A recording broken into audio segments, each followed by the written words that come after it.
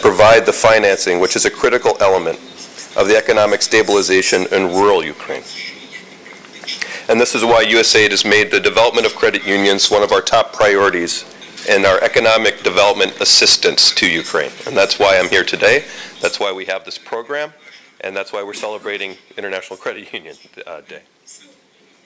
So USAID's four-year Credit for Agricultural Producers program, CAP as we call it, aims to basically act as a synergist or creating synergies to change the credit union sector for the better, and particularly the regulatory and legislative sphere. So working with the government of Ukraine in partnership to make it easier for credit unions to form and make it easier for credit unions to operate and offer those valuable services to rural Ukrainians more effectively and efficiently. And so as we try to strengthen the Ukrainian credit union sector's role, we also believe that by doing that, we will develop employment and income opportunities in rural communities. That you can be sure of. If it works out successfully, you will see economic growth at the rural level. I would like to take this opportunity also to thank our partners in Parliament and the National Commission for State Regulation of Financial Services Markets, both national associations of credit unions and all other Ukrainian and international partners for their tremendous commitment and joint efforts to develop and build a broad consensus over the new draft law on credit unions, which was registered in the Verkhovna Rada and is now pending adoption. So I just want to say a heartfelt thanks to all of you for making this development move forward. We're also hopeful that the new law will transform the credit union sector based on EU principles and will make the credit union stronger to provide lending, which is critically needed by businesses in rural communities. This is a crucial component of realizing the goal. So the goal is to help create the credit union enabling environment in Ukraine, and then to actually move forward and deliver the services that are necessary to be successful. So we're here today not only to celebrate International Credit Unions Day, but also to reflect on what should be done to support the sector efficiently and so how credit unions can better meet the needs of their borrowers. Therefore, we hope that today's panel discussions can establish a multi-stakeholder dialogue and take a holistic approach to the transformation of the credit union sector.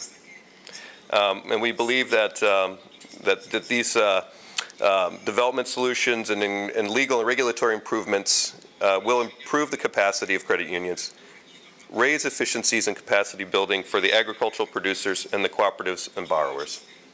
We're also committed to working with stakeholders to improve and develop the credit union sector for the benefit of rural economies and economic stabilization. And so with that, I thank all of you for your participation in the Congress and today's conference, your willingness to share your experiences, ideas, and views. And I hope that if you aren't already a member of a credit union, you're definitely seriously considering being one after today and maybe next week, I don't know. But again, thank you very much for your participation, your time, and all the best. Thank you. Thank you, Stephen. And with that, I would like to ask Viktor Romaniuk, Deputy of Ukraine, to give his opening remarks. Thank you.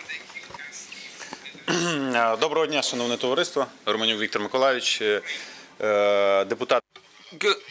Good morning, Ukrainian MP and member of Committee on Financial Issues. Based on that committee, we run a variety of discussions in order to discuss crediting issues, credit unions, support to small and medium businesses, including agricultural producers. What kind of issues we are facing today, and I mean global issues, and the issues at the international level. As the French people say, when we had a great deal of activity and a great deal of development within the middle class, we are now facing the issue that less and less people want to have a private business or to run a private business, the very basis of the European civilization. And we need to find a mechanism to stimulate people to push people to become economically independent. If you go, like I personally went to Colombia, Brazil, Argentina, and you can see the Ukrainian people being perceived as an economically successful nation. Today in Ukraine, the official statistics, I think it's 0.4, 0.52% of the Ukrainian citizens are members of the credit unions. 100 years ago, the figure was 10%. 10% of the population were involved in the credit union activities. Why? Because there was no safety net, no economic safety net, and people were interested to work, have savings, etc. And that all changed when the USSR collapsed. People still lost a lot what they used to have from the state and have nothing instead. So people need to think about their economic well-being, and the USAID approach, I think, is the right thing for Ukraine. And the experience that we had 100 years ago needs to be implemented somehow today. I don't think there is any other alternative way out. I don't think there is other alternative path. Same is true for Europe, same is true for America. In America, I think they have this healthy republicanism now when Trump is the president. But the social trend that originated in Europe 70 years ago is still there. So we will be observing what's going on there.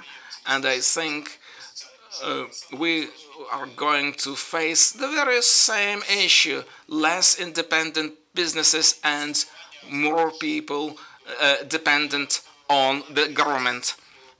And I've been there in the parliament for 3 years, and we run about 15 roundtable meetings, so we could see the new trends, we could see the new ideas, and we have to identify those and implement those. How can we do that? First of all, by having a new, better legislation, and second, developing new, healthy financial mechanisms. So to stimulate people and to enable people to become economically active. If you are involved with a credit union, you have a healthy benefit, healthy economic benefit. And I can give you quite many examples. Look at Moldova. I think that the participation level is about something like to 6%. That was some World Bank project. So we need to think what we can do under those circumstances today. And with all support from our partners, we can work together to have a healthy economic impact. Because if we think that it's just a matter of legislation, no legislation can stimulate the population and change the situation radically. And we have this 26-year experience that is proving it. Because look at 1992, 1993, we had about like 3 million economically active people. Same statistics are there. So that we failed to develop a mechanism to engage people in economic activities.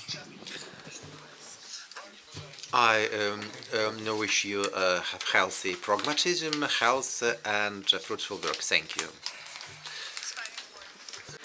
And now I would like to ask Olga Maximchuk, member of the National Commission for State Regulation of Financial Services Market, the current regulator for the credit union sector. Thank you.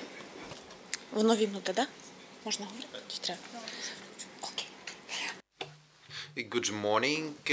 I would like to greet all of you, representatives of credit unions, of the project association, the parliament, foreign guests with the holiday of credit unions. I would like also to announce one piece of news. It was my pleasure to make it public. On September 28-29 in Brussels, they had the second session of the Committee Association Ukraine, the EU.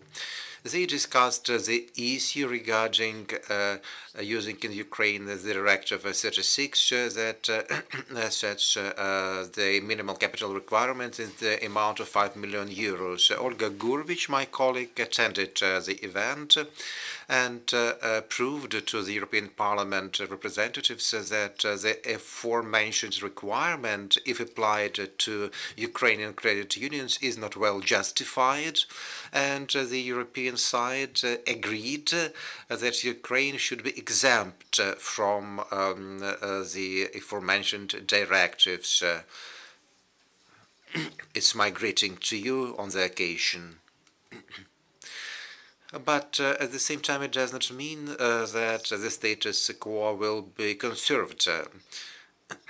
It means that Ukraine was granted the right to set the requirements by itself, taking into the account the Ukrainian situation. That would ensure credit unions' development, not oppression. 5 million euros, it's not just a realistic norm for Ukrainian credit unions.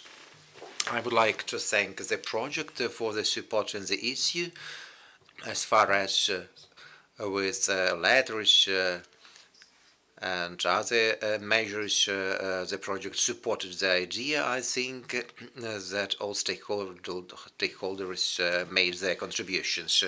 Much today will be said regarding relations between credit unions and agrarian sector.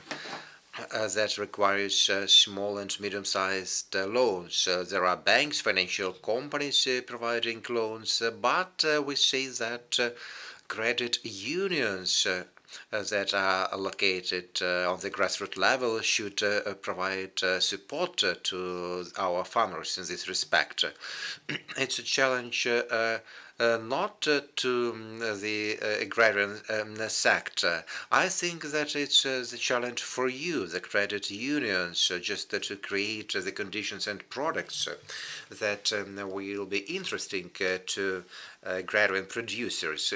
Based on today's result, we will have to think again what each of us can contribute to that realm. The credit unions, the regulator, the state agencies, the members of parliament. That is why I wish all of you that the relations between credit unions and agrarian sector should be not a theory, it should be a real life. Let's think and ensure that Ukraine could be proud of the fact that the credit unions provided the credit resources to the agriculture. I wish you inspiration, success, and development. It is development that will provide a future to the credit unions. Congratulations with the holiday. To remain in the spirit of celebration, we have a very short video of Brian Branch, who is the president of World Council of Credit Unions, who sadly could not join us today, and Brian McCrory, chair of the VOCU board, who is actually sitting in the first row and managed to, after several delays, to make it here. So we welcome Brian, and let us see that short video before we move to the first panel.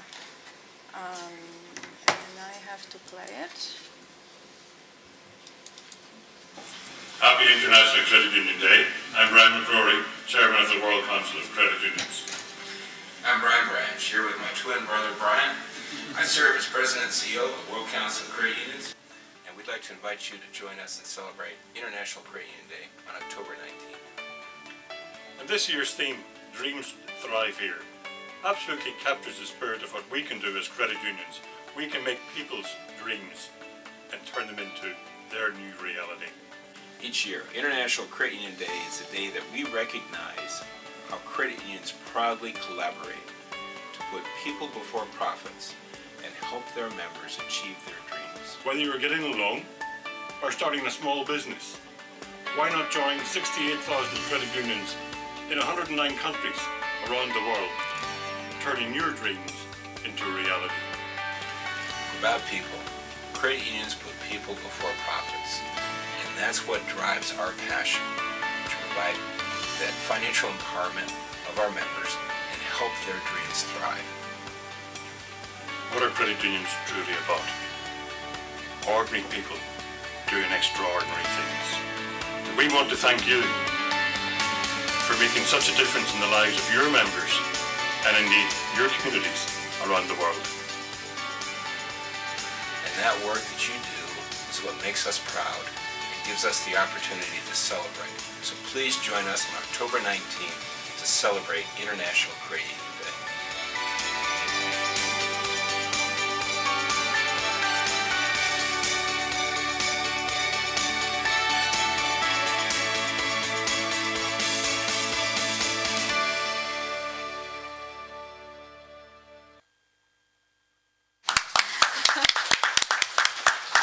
Thank you. And with that said, I would like to thank you, the opening panel, for your contributions, and welcome the panel that will discuss the role in the credit unions in the financial sector and how they're closing the access to finance gap, up to the podium. Thank you.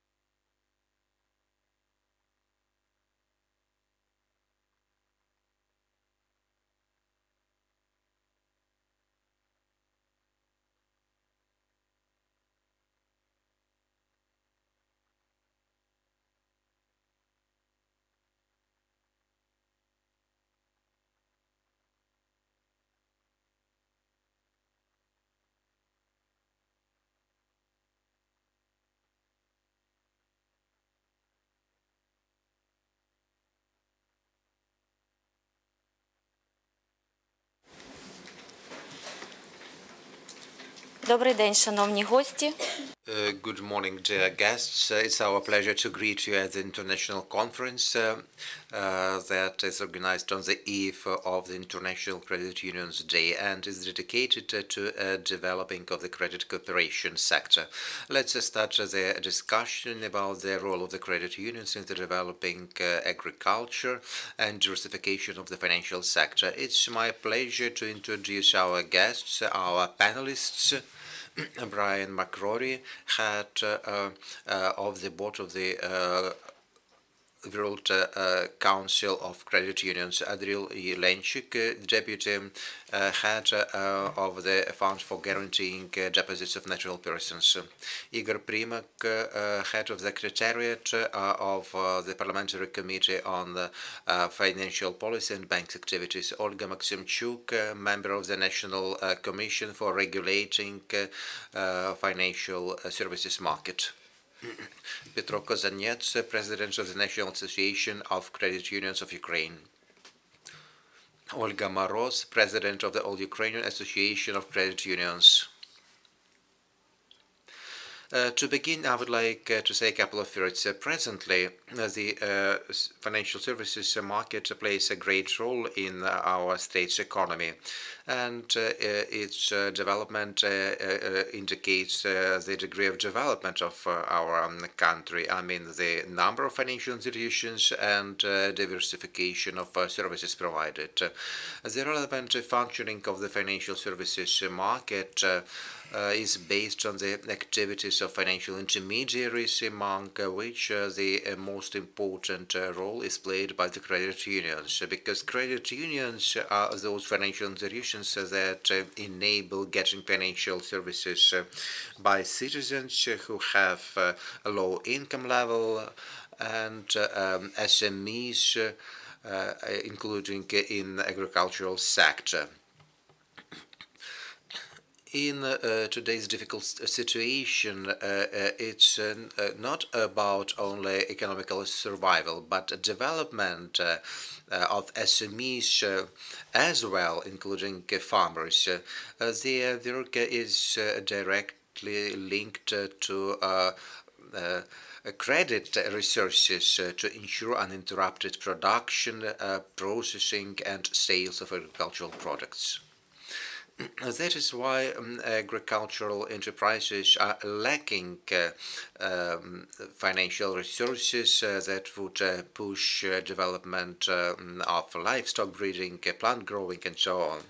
In such a situation, only loans can resolve the agricultural sector problems, because presently the agrarian sector plays a significant role in our economy. Recently, the interesting interview was given by the Ukrainian Prime Minister Groisman. The agrarian sector gives 12% of the Ukraine's GDP, but the potential is much higher. Also, Mr. Groisman pointed out that the level is quite good, but we can do better. We should develop SMEs in the rural areas, Ukrainian farms. The head of the government included into the draft budget for 2017 no less than 1 billion hryvnias to support Ukrainian farmers. Groisman says that using of high technologies will enable the agrarian sector to raise the level of production. It will enable to get high yields, to produce high value-added products and high quality. But at the same time, despite the aforementioned words, getting loans in the agrarian sector is a problematic issue and painful problem. The credit issue is based on the lacking state support measures and non-availability of banks' resources. Banks are working with the large enterprises. In 2015, two-thirds of farmers worked at the land plots less than 50 hectares. Banks' clients have higher acreage. That is why SMEs are potential clients for credit unions. Also, I should point out that credit unions offer, first of all, a simpler procedure for getting loans, transparent price of credit resources without hidden fees. It is a natural form of mutual assistance among citizens that has a significant social impact. Credit unions are practically a single credit for SMEs. That is why their development is extremely topical and necessary. Now I would like to address our guests. Petro,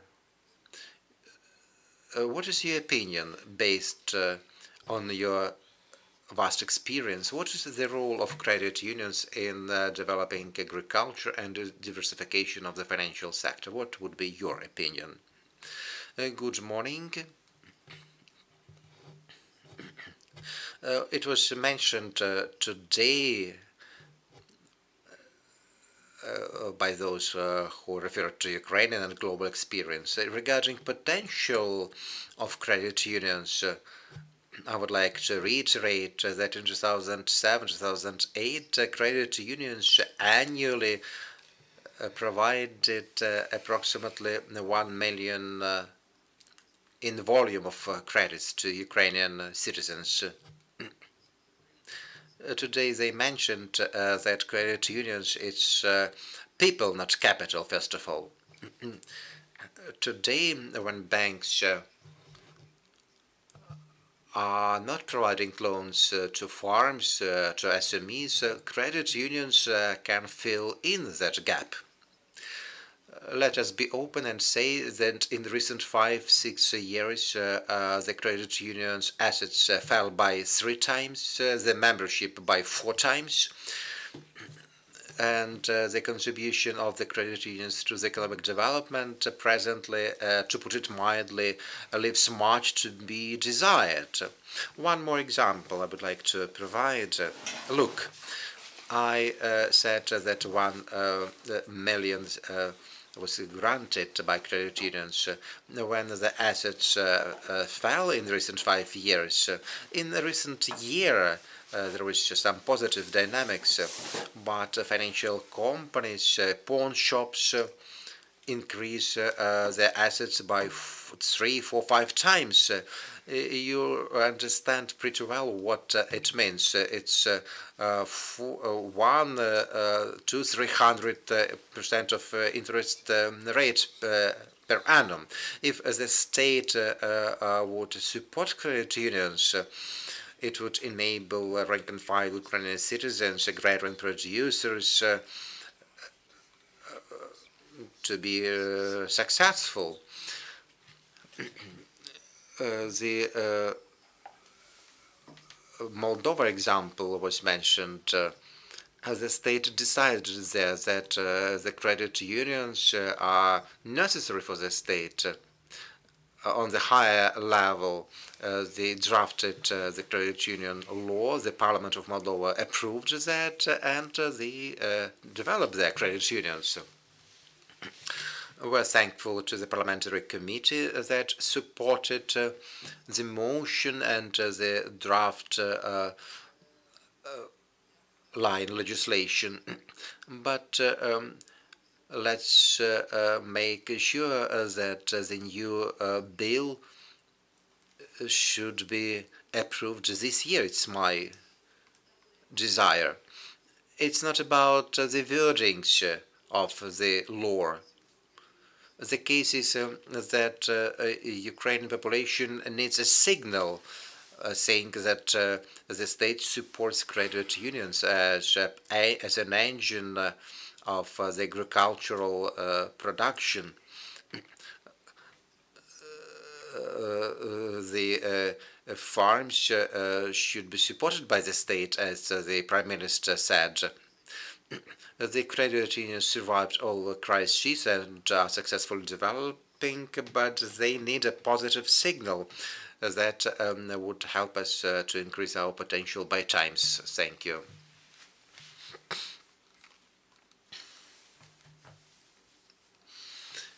What would be your opinion regarding the following? If credit unions are strong competitors of banks, there are many people here who have been working in credit unions realm starting from 1990s.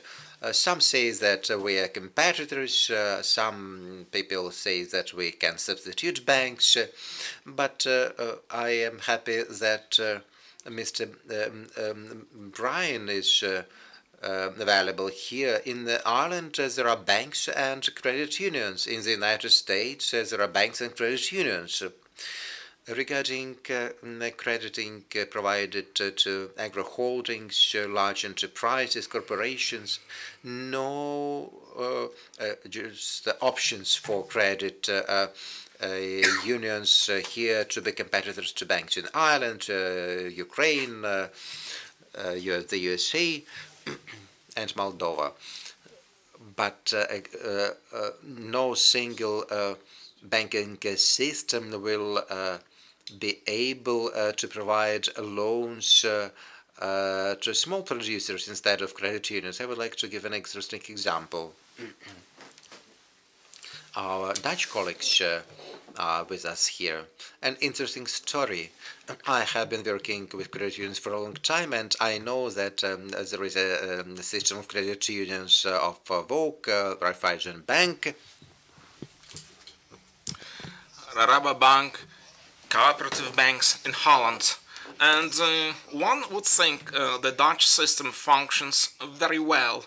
It reacts promptly, everyone knows about it, and one would think they do not need anything else. They do not need it to be better. A few years later, small businesses, private landholders initiated a new concept that credit unions would be highly needed in the Netherlands. And as I told you, the Dutch economy is very, very successful. But they decided that they needed credit unions. And who needs who? I think it's a very interesting question. It's very debatable. You remember, some time ago, we cooperated very efficiently with banks, and if we are talking the agricultural production, you know that the Cabinet of Ministers adopted special resolutions on agricultural markets, including the development of credit unions in this country. And the Cabinet of Ministers wanted the local authorities to establish a credit union in every yuk rayon in this country, and they had to report about any success or lack of success, which is ridiculous. And of course, today this holiday is a very good occasion to sit down and calculate if we want financial companies to invest to 300 in huge companies. Let us support big financial institutions. If we want the financial institutions to support the vast masses of population, let us change the legislation. Let us change the regulatory framework. We know that we have now issues with the regulator. It's all very uncertain. And this situation is a very big barrier to the development of credit unions. We do not compete with banks, and like everywhere. Thank you very much. Oli Moros, the question goes to you. Could you tell us what are the barriers? The barriers that credit unions face, and what can be done about it? Thank you, Elena, for the question, and I wanted to welcome the members of the credit union members that have and enjoy services and from their credit unions and own their credit unions and manage their credit unions, in fact. And I also wanted to highlight the fact that there is a very interesting message, Dreams Come True. Yes, the credit union is a place where a common, ordinary person with dedication, with goodwill, can have his or her dream implemented. And I would like to thank you for this message. Elena, thank you for your question. What kind of barriers we are facing? I think that today we have to be quite careful about it, but I have to tell you that the Ukrainian parliament tends to support the credit union movement. It's not a matter of helping just ordinary people. It's also about the participation in this decentralization process, energy efficiency programs and initiatives at the local level, green tourism initiatives at the local and regional levels, supporting farmers, small agricultural producers, small individual producers in the rural areas. And you can see some initiatives at the parliament level. And we can see some constructive moves from the regulator. And thank you.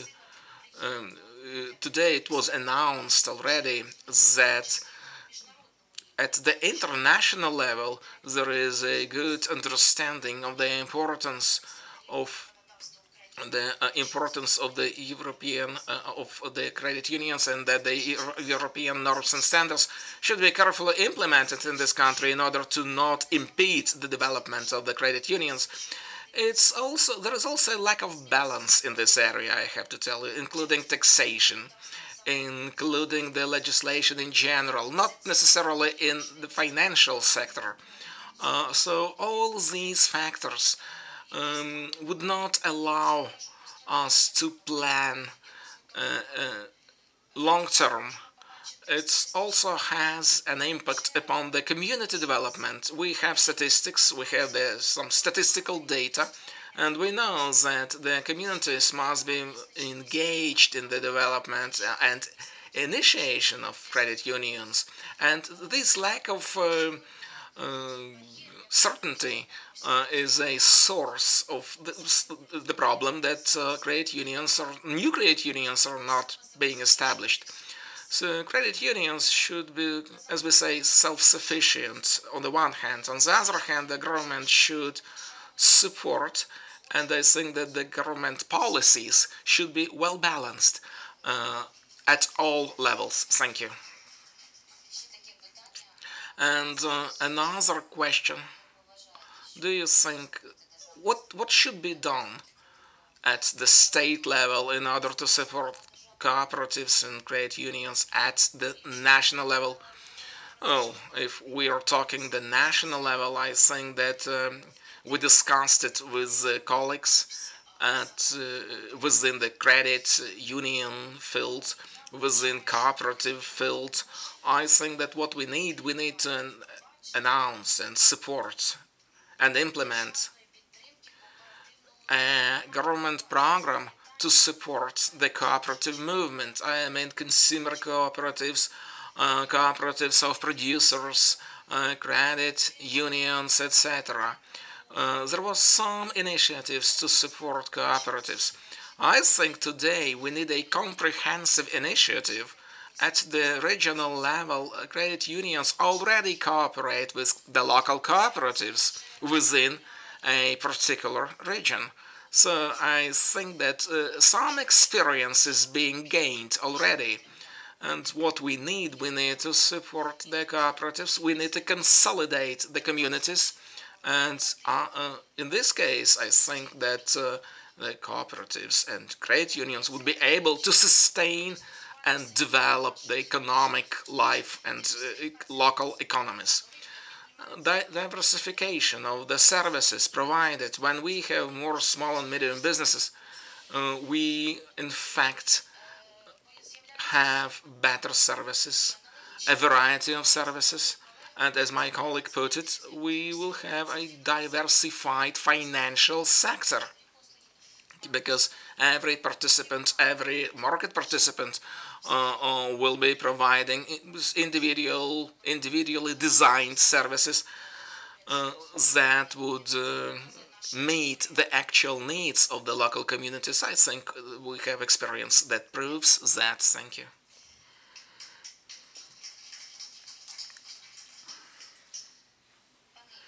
Igor, I have a question to you, and maybe we touched some issues in the non-governmental sector and governmental sector. Are there any government programs aimed at the development of agricultural production, agricultural programs, etc.? Thank you for the question, and let me congratulate you with this occasion and this International Day, because your question is rhetoric in a sense, but I have to remember that I remember a great deal of state programs. You can call your good intention whatever you want. When you're talking a state program or a government program, well, it's an indication of a good intention, and I think that every ministry now designs and develops particular programs. Previously it was something we called it agriculture, now we call it agricultural business. And as far as I know today, at the level of the Cabinet of Ministers, we have a document containing the key principles and key goals of the agricultural development in Ukraine. And we have this resolution 580 of the 22nd of June 2012. So I think based on this document, we developed a concept for credit union development, and based on that document, Petro Mykolaievich and Andrei Yaroslavovich are witnesses. I suppose we can see a great deal of amendments to the new legislation on agriculture, which was already considered on the 5th of September this year. We have this famous concept of the state program till 2020, and it contains the key principles, and the key principles are the engagement of investments, more investments in the agricultural sector, various initiatives to support the agricultural sector, support programs to support farmers, simplify the taxation system. I think that this, and we should hope that in the nearest future, next year, we probably will involve representatives of the Ministry of Finance. It's a very acute and very painful issue. I mean, taxation is a very important issue. And I would also say that there are many programs, but we may call it whatever, and we can put much hope on the government. But sometimes we think that the government is wearing a mask, and we want to see their real faces. You know, the government must do something in order to implement these programs. The programs are good documents, but they should be implemented, and this is what we need, a practical implementation. Thank you so much. And one more question, if I may. In your opinion, what are the most negative trends, factors that have a bad impact upon the credit cooperation and credit unions? Well, I would say still the legislation, probably, in any country, in any field, any branch, any kind of institutions have to operate based on a particular legislation. And the legal framework is far from good. We would like, of course, first of all, to move the Ukrainian legal framework closer to the European legislation. Financial literacy would be also a very important issue. We need to educate people. We have to tell people what the credit unions do and can do for them. And such programs must be run at the regional level. And of course, we would like the associations and senior officials to be involved in this activity and in this educational program. A very important point would be to this project, for instance, I think is a very good opportunity to strengthen this financial literacy sector.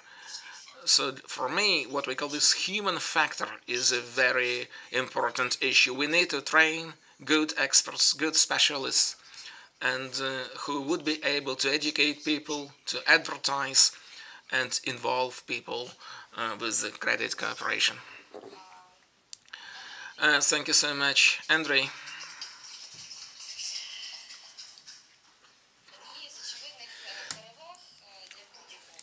One of the biggest advantages of any person, any individual who would like to have a deposit, I think the protection and insurance of his deposit would be key issues. We know very well that the banking sector has such a mechanism. It's your deposit guarantee fund. You think that a similar mechanism for credit unions, is it necessary? And what are the barriers and the factors that would help you to establish such a mechanism? Well, first of all, I would like to join you and congratulate you with the International Credit Union Day. I think this is something we can absolutely celebrate, because Olena said that throughout the last 4 years, over half of the banks were resolved, liquidated, and the deposit guarantee system operated at full capacity. We paid to over 2 million depositors, including their families, relatives. So it was a very social issue. We paid out about 87 billion, and it's not the final figure. And do we need a similar system to protect the deposits? Do they need any insurance schemes of this kind or of similar kind? I think that absolutely such a system should be established and should be efficient and effective. And we can see it in the European directives. We can see the key principles, the international key principles of the Basel Committee for Deposit Insurance. We can see it in a variety of international documents. It was already mentioned in 2012. This is something not to be debated. Why it never happened before, and what can help us to establish such a mechanism? Well, what can help us? I think the most important factor would be probably well, those positive signals from the MPs, from the Parliament. There is some understanding that this problem is to be resolved, and we can see it at a rather high executive level. And I think this is something that can give us some optimism. At the same time, if we're talking the barriers, I think that Igor Mikhailovich already mentioned it. The first time, if I'm not mistaken, at the official level, in the official document, they mentioned something like in 2006, it was the government of Yakhanurev, some protection mechanism would be established. It was June 2006. Well, 11 years have passed and nothing has changed, because we had different governments, we had changes, and we saw a great deal of changes, but there was no comprehensive policy, sensible policy on credit unions in this country. So yes, there are positive signals, but there is a lack of understanding that without credit unions, we will not be able to deal with very many problems. We already discussed the importance of the agricultural sector, especially small producers, small businesses, small communities, agricultural communities, rural communities. Without credit unions, we will not be able to improve the situation of those people and develop the local economy. And we, of course, can see that people say it's fantastic that in spite of all of this crisis, you're still alive. We're very happy for you. It's not enough. This is basically the key barrier, and I think that a real solution in the nearest future is needed. And the market of credit unions, the credit movements, or credit union movement, there are signals, yes, but no actions so far. And talking about the deposit insurance scheme in Ukraine, of course it's a separate story and it's a different story. And in order to have such a system, quite many serious reforms should be ensured. In terms of state regulation and supervision, it's a common knowledge that any system for guaranteeing deposits that is used internationally. It's just the top of the pyramid, but it's only the third level of the deposit protection. To other levels also should be available. Otherwise, the system will have no basement, no basis. The first level, it's efficient prudential supervision. I should clearly say that the State Committee on Financial Services, regardless of its staff, based on the effective line legislation, have no institutional capacities in order to exercise efficient prudential supervision over credit unions. With or without just a split or whatever regulator works, be it the National Bank or some others, there are flaws and merits, risks, but the level should start working efficiently and reach objectives. The second level, there should be mechanisms in place to ensure efficient settling of problems in banks and credit unions, in all credit institutions working with citizens' deposits. In Ukraine, only banks and credit unions work with such deposits. Maybe it's enough within our financial sector. So there should be a system to support liquidity, of early intervention into the credit unions' activities to rectify situations if needed when the credit union is bankrupt and the system for guaranteeing deposits should be enacted. Such a level should be created starting from 1992. We never had such a level in real terms. I hope that in further developing the draft law on credit unions in new wording, all these problems will be comprehensively resolved. Though I'm not that optimistic personally. I don't think before the end of the year the law will be approved. Maybe the first reading it's just a doable thing, it's more realistic, and in 2018 we will continue. That's it. Not early than that, but we will do our best to make it early. Let's be more optimistic. One more question to you, Andrei.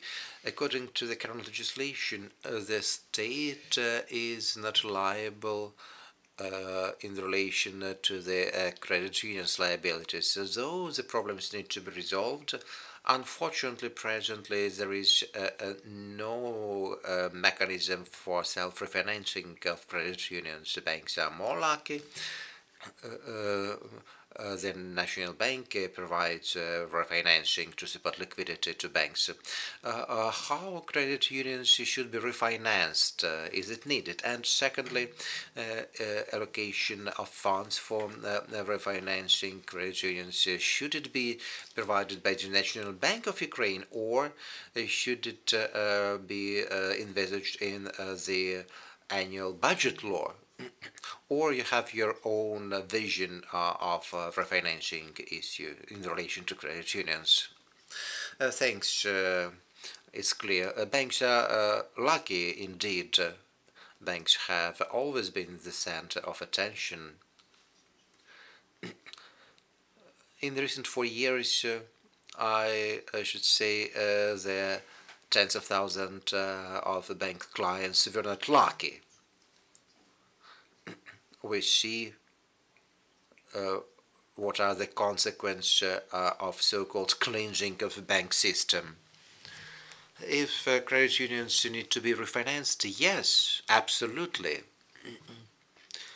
should it be made by the National Bank, or the budget law should include that? I think both, because refinancing can be different. If it's refinancing provided in terms of stabilization loans when the things are really bad, and a sanation program should be enacted. The only source for getting such loans is the National Bank. No specialized funds created by associations can do that. If the state doesn't do that, the credit union system will not be able to cope. If the National Bank would be able to play such a role for granting stabilization loans to credit unions, only if the National Bank becomes a prudential regulator. But even if it doesn't happen, but the state should be interested to protect the system in whole. Anyway, the National Bank should be involved, but the political will is needed for that. So far, we do not have relevant signals about it. The other kind of refinancing, just to support liquidity, when it's not about bankruptcy of credit union, but there is a liquidity gap to be filled. In such a case, certain tools may be enacted involving the available market structures, the cooperative banks maybe, but anyway, the state should intervene. The resources just should be used in such a case, and without that no efficient liquidity support can be reached. In any case, the state player should be involved for supporting the system in a whole.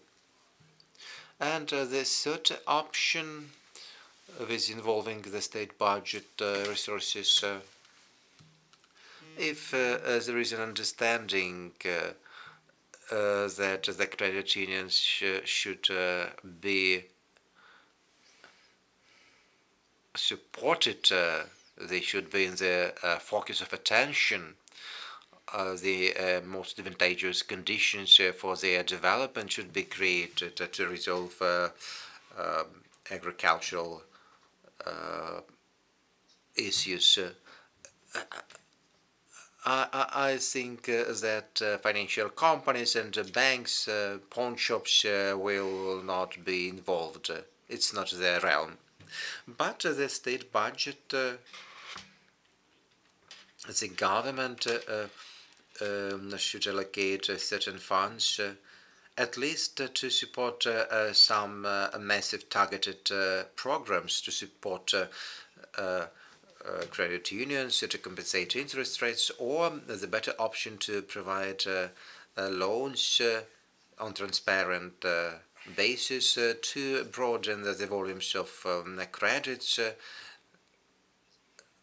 mitigating the risks, and to broaden the presence of credit unions where the state needs that.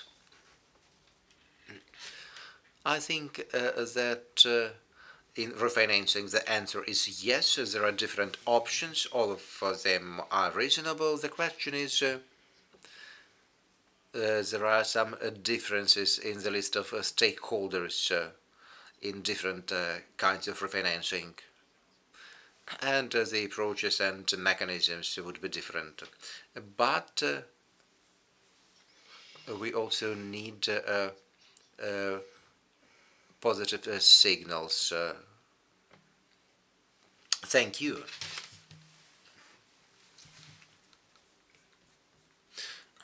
Olga Semchuk.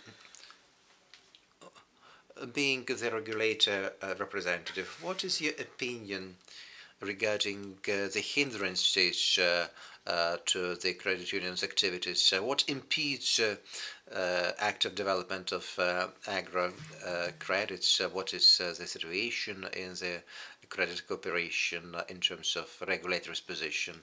Once again, good morning. I think that much was said regarding the issue. I would like to thank Andrei Lanchuk for his answers. They are so exhaustive. I absolutely agree with him. I wouldn't like to discuss hindrances. There are certain credit unions in Ukraine that have been existent since 1991. They survived one or two crises and that didn't influence their solvency and success. Please raise your hands. Who works in credit union has been working in credit union for more than 15 years? And they do not have any lacking. It's the regulator's opinion. They are developing. They provide loans. Yes, we have certain deficiencies. There is something to add. Though credit unions that have a well-balanced credit policy diversify their portfolio, assess solvency of their borrowers, their credit portfolio works and lets them to get profits, to develop credit union, to cover expenditures, to pay deposits, and no issues arise. If we discuss hindrances, I would like to mention something that was not taken into account. Other credit unions, what we see in terms of prudential supervision, the credit union's problem starts when the loan is issued, when a credit union issues too large loans that are not diversified, or for example invests only in construction sector, in property rights, just big loans. Such non-balanced policy leads to just 20–30% of non-paid loans and 100%, and it is bankrupt. I think that using positive example of those unions that do exist will help other credit unions that have, as you say, have hindrances. I'd like to thank those credit unions thanks to whom the movement of unions does exist. There are many bankrupt unions, but I would like to thank those who are still alive, and they give us the hope that it's possible to do this business, and it will be helpful for the community in whole. Thank you. One more question. The Article 21 of the line law, the credit union issues loans to the members based on certain conditions. Though the farms also can get loans from the credit union owned by the credit union members. So the law limits the members just only to the farms owned by the members of the credit union. What are the novelties in the aligned legislation that should be approved in order to improve the situation? Thanks for your question. It was a disputable issue indeed. We're discussing broadening membership of credit unions. It should comprise legal and natural persons, farms in particular.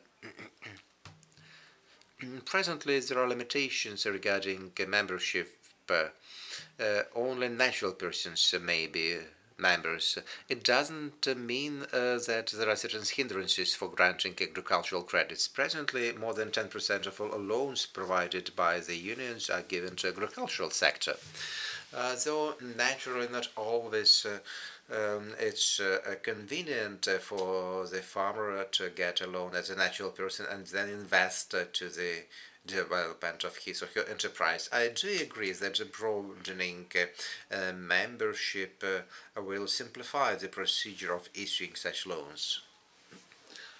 As Andriy has mentioned quite correctly, we cannot say that credit unions are lacking demand for loans or they have just free money to invest into the agrarian sector. The free resources should be available with credit unions to be spent on issuing loans to agrarians. It's an idea. The same law in Moldova on credit unions and in other countries in particular, we had a brainstorming organized by USAID project. Different countries' representatives attended and one of them said how in Africa they work in credit unions, like in Moldova law. Their joint credit unions before the agrarian season accumulate funds not only from credit union members but also from other legal entities, and the current Ukrainian legislation allows to involve the third parties funds if the sum doesn't exceed 50% of the union's assets. It can be the public budget, for example, when the funds are directly allocated to target programs. It's possible to attract such funds and then to give this resource to the agrarian sector. In my opinion, this way, this mechanism will provide more diversification. Our credit unions exist in certain regions, but agriculture it's high-risk business in terms of being weather-dependent. At least once in 4 years, certain disasters happen that influence yields. In order to diversify credit union risks,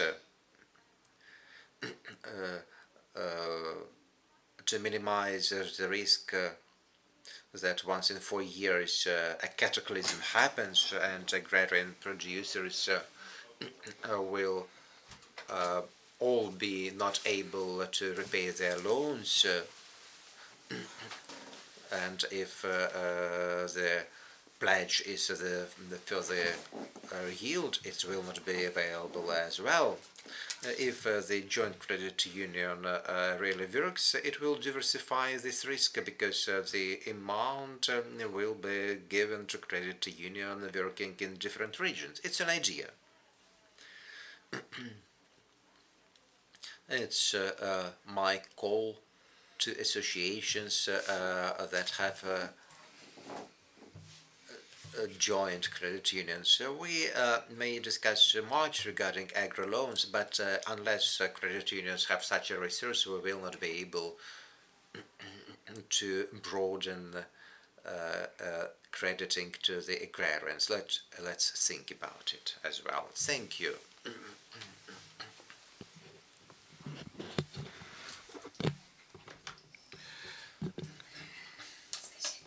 Could you tell us, please, Mr. Bryan, in Ireland, credit unions cover the majority of the population. Why?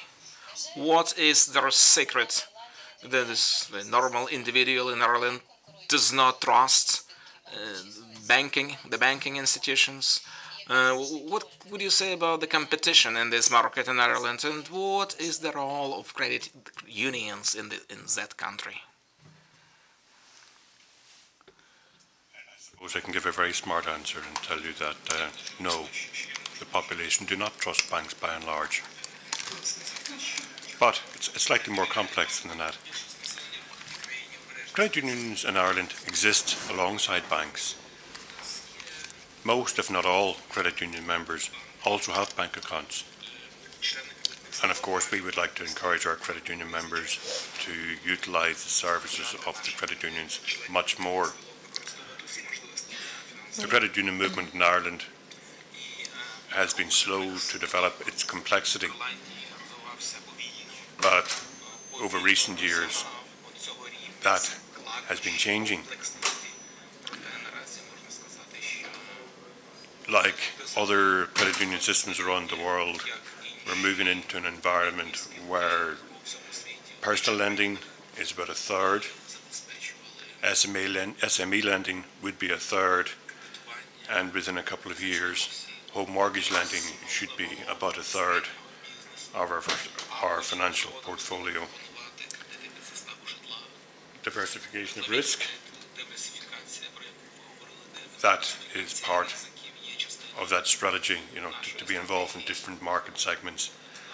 So in relation to why or how the Irish movement has achieved such penetration into the population, I suppose it's got to do with the structure of our society historically. And if we were going to do it over, we would not necessarily do it in the same way. We didn't have a plan. At least I wasn't part. Our founders didn't have a plan. So it was basically based on a parish system. So the parish set up a credit union, and the next door parish, you understand what a parish is, yes? Okay, so the next door parish got envious, so they set up a credit union. And we ended up with over 540 on the island, which realistically was unsustainable. But within the parish context, people realised that they were borrowing money from each other. It was a very personal relationship. And they were lending money to each other. It was about self-empowerment. So over that period of 65 years, the face of credit unions in Ireland has changed enormously. From collecting money in small tins, very small amounts, from credit unions would range up to maybe 500 million sterling, or as low as 3 or 4 million. So there's a broad range of size and complexity and diversity.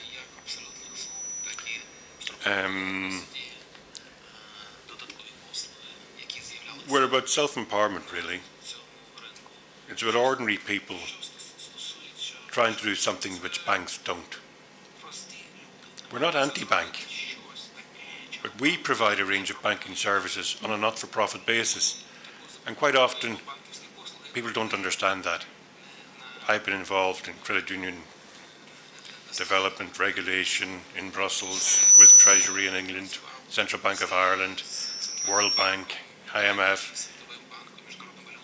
When we talk about cooperatives, most of the people making the regulation have no experience at all of cooperatives. They're bankers, and bankers only.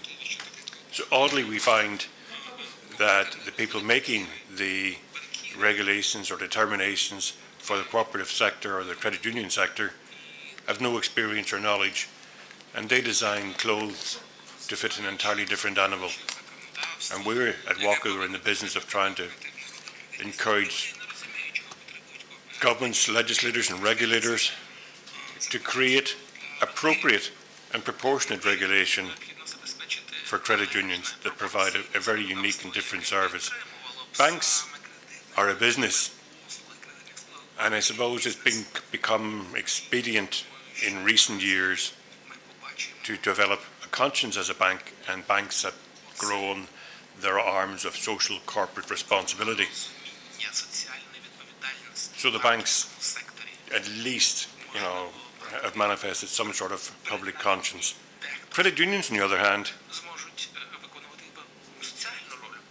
were largely conscience with a business, not business with a conscience. And that's a very, very different DNA.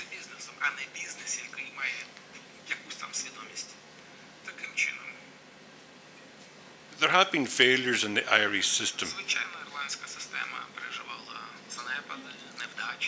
and there are lessons for everyone to learn from that.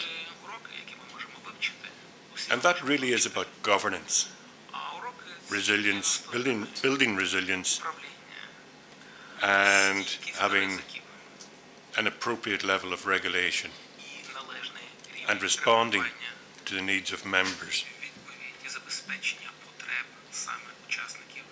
Governments around the world, and particularly Ireland, all of our politicians love credit unions. Most of them have yet to do anything about that. And that's reflected around the globe. We need our politicians to deliver for ordinary people doing extraordinary things. There is so much to say about credit unions. You know, it isn't just about financial capital. It's about social capital.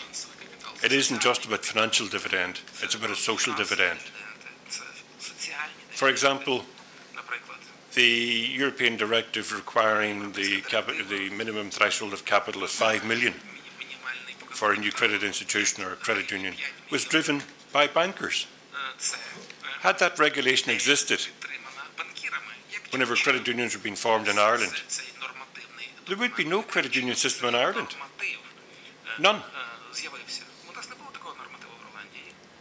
So I'm glad to hear that here in Ukraine, a slightly different approach has been facilitated and will be facilitated.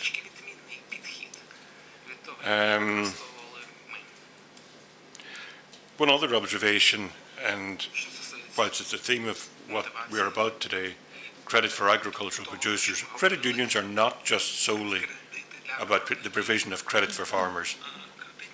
You all know that, I know that. It's a key part of what we do, but it's not the only thing that what we do. And we need to focus on building the credit union infrastructure within rural and urban economies as well. Just recently in Ireland, we were celebrating, our one credit union was celebrating their 60th anniversary. And we had the son of one of the guys who got their first loan. And in those days, Ireland was not a very prosperous place, far from it. And I asked, well, what can you tell me about that? And he said, well, his father had taken out the first business loan in the credit union. I said, well, was your father not working? His father had been a joiner, and the first business loan, it turned out, was for a bucket and a ladder. I said, what had that got to do with joinery? He opened a business cleaning windows, and from that, from those profits, he opened his own joinery works, and his son now employs 400 people. So credit unions can act as a lever within society to provide financial growth within local communities. Again, in Ireland, just recently, we've celebrated what credit unions can do together. One local collective of credit unions used their surplus capital to fund a building programme that provided quite a number of social housing units, a pharmacy, a doctor's surgery, a library, a civic centre, and a creche, all derived from the profits from the local credit union. It's about keeping the profits within the local community. So I could talk for a long time about a lot of things, but you're equally as passionate about all of these as me. I hope I've covered what I was asked. Мені би хотілося, я думаю, як і всьому залу, I would like to hear more, and I think it was a very, very interesting presentation. And I'm sure the participants would agree. Probably. What kind of advice would you offer to the Ukrainian credit unions? What should they do in order to be capable to fight better? Should they put much hope on the legislation, on the support from the government? Just your advice. Support from government, if you get it, is to be welcomed.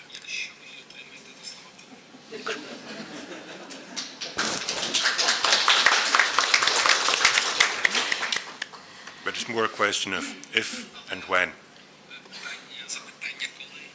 We all need support from government, whether it be financial or other, but it's simply or mostly about creating an environment that facilitates credit union growth and development, that allows for the expansion and the engagement of the population in self-fulfillment and realising those dreams either together or collectively.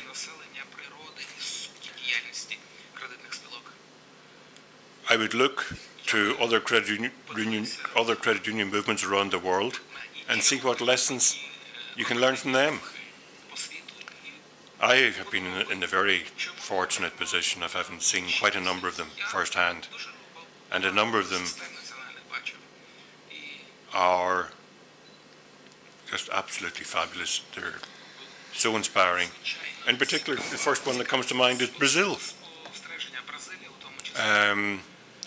From the cooperative credit union movement in Brazil has grown a huge cooperative movement. When I visited there a number of years ago, I was surprised to find that local indigenous people in what looked like forest areas ran chicken farms. And my naivety thought, oh, there's a couple of guys running about with 20 or 30 chickens. No. These were indigenous peoples who had been funded by their credit unions to open chicken rearing establishments, and they were raising them at 5, 10, 15,000 in the jungle in a very eco-friendly way. And they participated in that credit cooperative. The credit union movement provided the finance. The credit union movement seed funded the cooperative that made the animal feed. That was a cooperative business. There was a cooperative developed for sales and marketing and exporting, and there was a whole interlinked value chain. And all of those profits were retained within the local communities for their benefit and the development of the infrastructure that supports those communities. And there's a lot to be envious within that system. There are other systems as well. The most important part of any movement are its people. The most important ambassador for any movement are its people. The most important capital to the credit union movement is its people.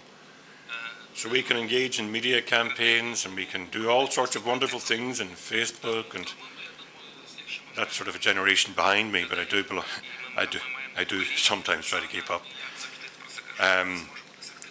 But the real evangelizers for the credit union movement will be its members. That's how I got brought into the credit union movement, and I can tell you, it wasn't because of any great insight on my part or an ambition to do something. I was a credit union member. I've been a credit union member since I was 18. I never really thought much about it. And bought my first motorcycle, went on my first holiday, went to second holiday, funded my student life. Never really thought, didn't really participate. And I got a phone call from a board member of a credit union. Brian, we're having our AGM. We don't have enough for a quorum. There's a bottle of wine for anybody who shows up. I've been a member ever since, and that was the first in getting involved in the operation of credit unions. And from that time, it was the people around me who brought me in, who showed me what it was about, who educated me, who exposed me to the principles of cooperation. That is what brought me in. Not just what the credit union done for me, but what I could do for other people. And I don't mean that in any sort of magnanimous way, because I get more out of it ultimately than I give to them. And you will all know that from the work that you do yourselves. I don't think there's any one lesson. There's a whole range of lessons. But life is about learning after all.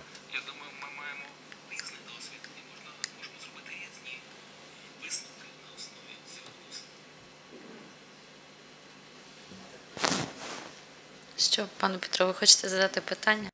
Petro, you want to ask something? Let us. Я дивлюсь. That is what I wanted to do. I'm looking at. Tomorrow we have this great holiday, the International Credit Union Day, and I think the National Association is going to take part. But I wanted to say this. To this meeting, I think, provides a great deal of optimism about tomorrow. And I wanted to say this. What can inspire us? Today, the credit union movement is very active. It receives a great deal of support from the international community, USAID, USAID, the US government allocated millions of dollars.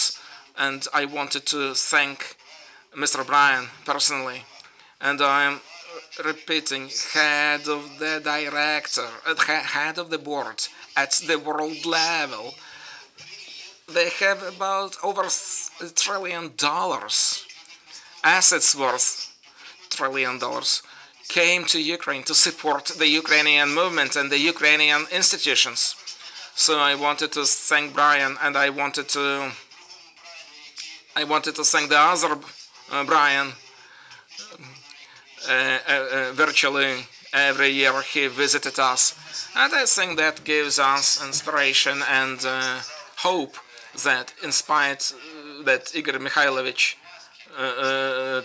told us that the government is wearing a mask, I think we are going to see their faces soon, and it's a matter of international solidarity that would force our government to do something to support the credit union. Thank you very much. And I also wanted, from my whole heart, to thank the participants, and I think it was a very interesting discussion.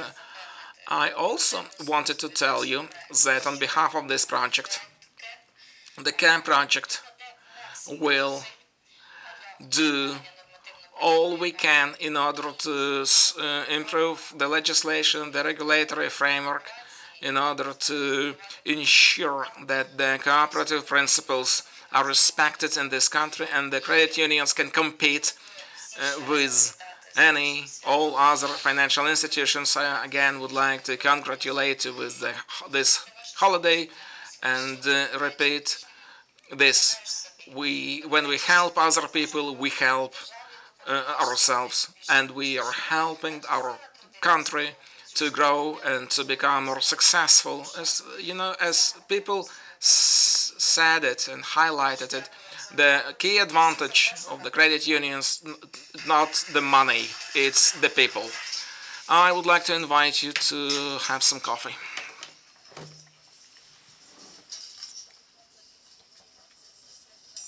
I would say the following. My thoughts are quite the same what said our presenters, but there is something I would like to inform you about, something that will give you optimism, and it will be different from something else. The updated law is not finalized. No resources. Will we wait? No. There is such a Latin saying, volentem ducunt, nolentem trahunt. I do like it. I'm not sure that translators will translate it. If you will something to do something, the fate leads you, and if you don't, it drags you. And we Ukrainians should prove that credit unions are ready and are able to cope with such tasks that the legal framework will be relevant to our society and economy needs, and the resources and investments they will be looking for us. I don't think that the roadshow should be made. Investment, please find me. I'm that attractive. Please come to me. Money is looking for what to invest in. The money comes where it will grow. It's the basic concept for any investor. No point to pray. The investor should be convinced with the experience. Let's see what experience can be helpful for the country. The project, my colleagues think that we are living in a unique time for credit cooperation. Those who will understand that well and would use it will win, and our country's economy also will win. Do we have a middle class in Ukraine? No, we don't have, in practical terms, only singular cases. No middle class in Ukraine. How to create it from oligarchs? Do you believe that? No, no. It will be created from small producers, which sector is raising and is resistant to crisis and has always been available in Ukraine. It's agriculture. It's quite obvious that economy development, agricultural development, I mean SMEs, it's a prerequisite for economic growth and state building. And finally, democracy is not viable without middle class. And we hope that democracy will not be just a one-time event and claptrap phrases. But the middle class should be created for that purpose. Let's create it together. And this video screening, it's just real stories of real people, those who live in rural areas, and they just create something. Let's listen to them, and we will continue after that. The buckwheat is good. This year, Miroslav Zheginsky had problems with his tractor and no money to fix it. The credit union helped to the farmer. I don't know if the bank will provide money soon, but within 3 days I resolved my issue through the credit union. The union is located in this area. There are certain issues in farmers' activities that require certain funds. The technology requires something, and fast money needed. They come to us for such a resource. It's possible to repay interest rate, but the main amount can be used at the same time. Here in Shigini village on the Polish border, farmer rents 180 hectares growing soya, rape, buckwheat, He borrowed 50,000, 100,000 for buying fertilizers, seeds. The banks are not willing to make such things. They are interested in larger amounts. So farmers cooperate with credit unions. It's the downtown Lviv building that hosts the regional credit union. And before the USSR time, in Galicia, there were more than 1,000 such unions. After restoration of our state, thanks to the American Canadian diaspora, so we renewed activities of our credit unions. Credit union works as their mutual assistance tool.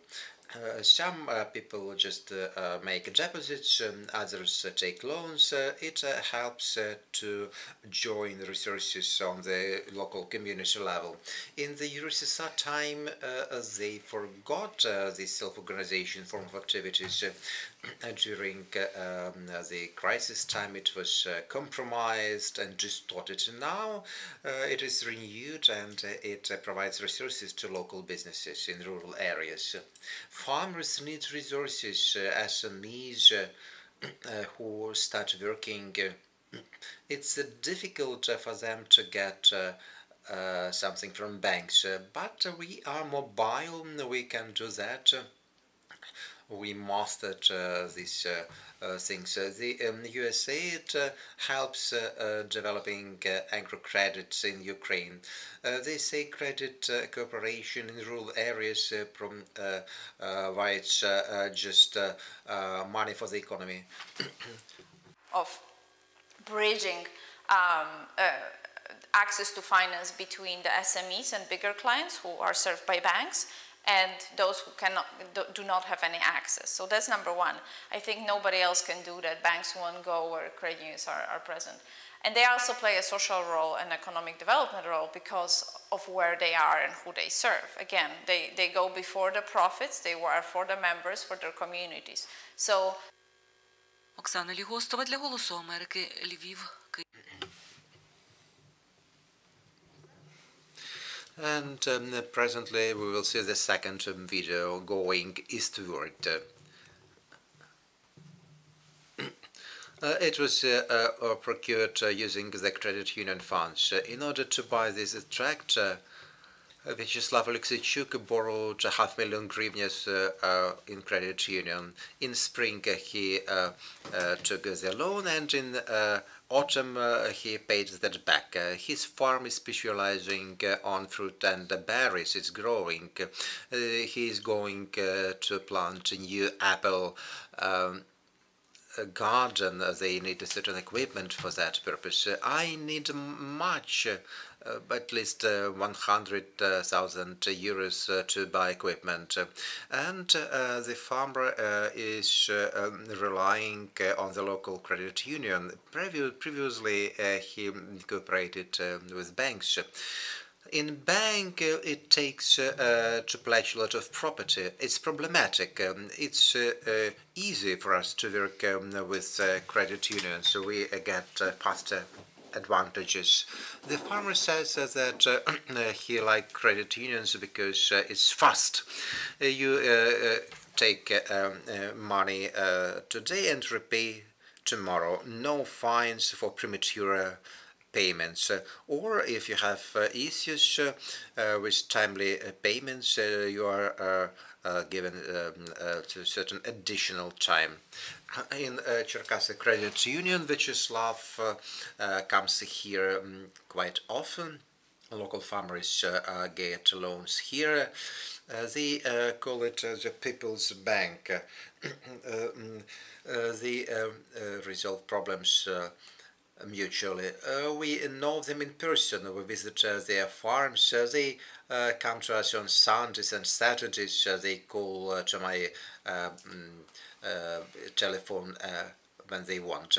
In 1990s, they started from Mutual Assistance Fund of Chernobyl workers. The first first loan was 411 hryvnias. Now it's millions of hryvnias, and the units are in all Cherkasy districts. And there is a line for farmers to get their resources. They borrowed much from the global experience. Issuing loans, they calculate how to maintain the business. A person comes to us, we ask, why do you need money? He says, I want to have a livestock farm, or to buy a cow and buy milking equipment. In this respect, we provide a credit product that explains how to start with, what is the technology relevant, why it's profitable, and in this way we mitigate our risks and we guarantee success for our clients. Oksana Ligostova from Cherkasy region, Voice of America. Thank you for your attention. You see, Voice of America could see our farmers. The second farmer voiced high amounts, and maybe you think where to take such sums.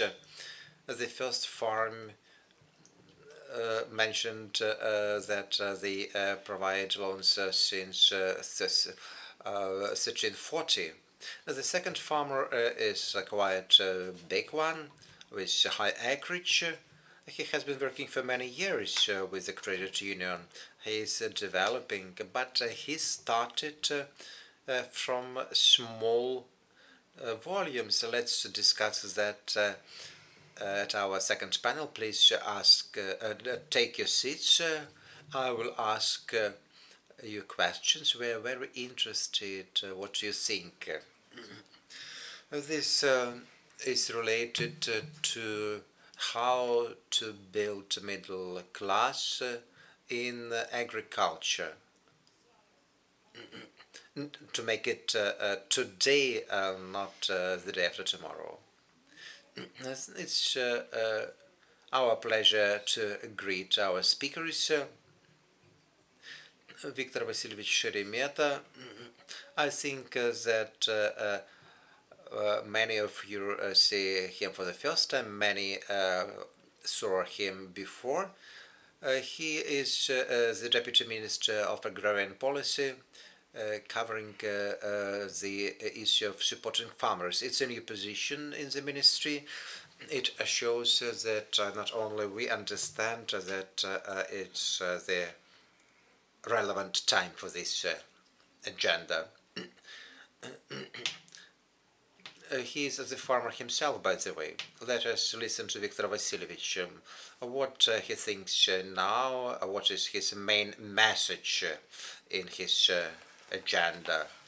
He has just come to do something. If he sees a real role of credit unions in supporting farmers, you're welcome.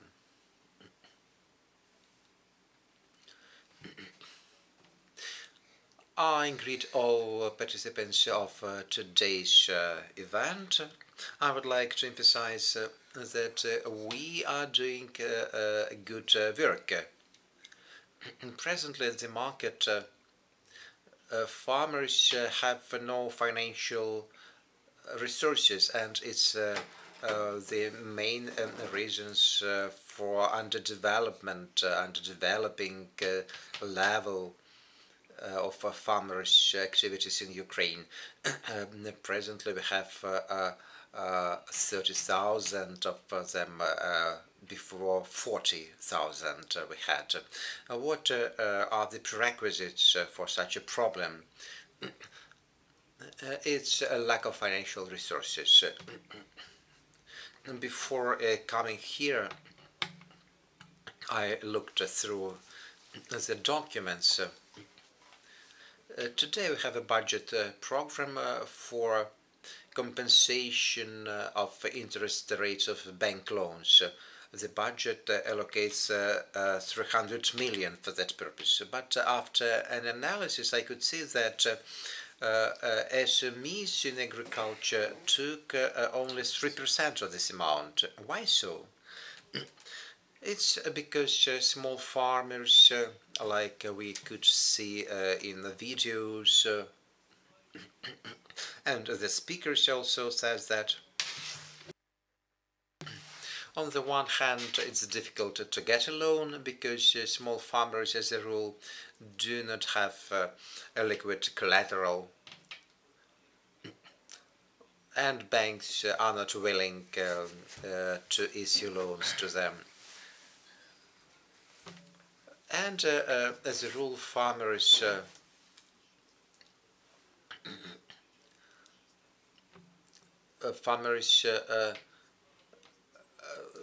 are not able to make a business plan, and no experts available for that purpose, just to ensure being issued a bank loan. And there are problems, and small producers do not have access to financial resources that they need. And today, it was said already, that credit unions are a good channel to provide, or a good source to provide farmers with financial resources, because as far as I know, credit unions are not represented in all regions, in all oblasts in Ukraine, but I know farmers with a good collateral, acceptable collateral, who have to go to his neighbor who has money, who is in business, and to borrow. The interest rate may be twice as high as what the banks offer, but these are quick money, the money that he needs right now and that he can use right now. And I can give you another example.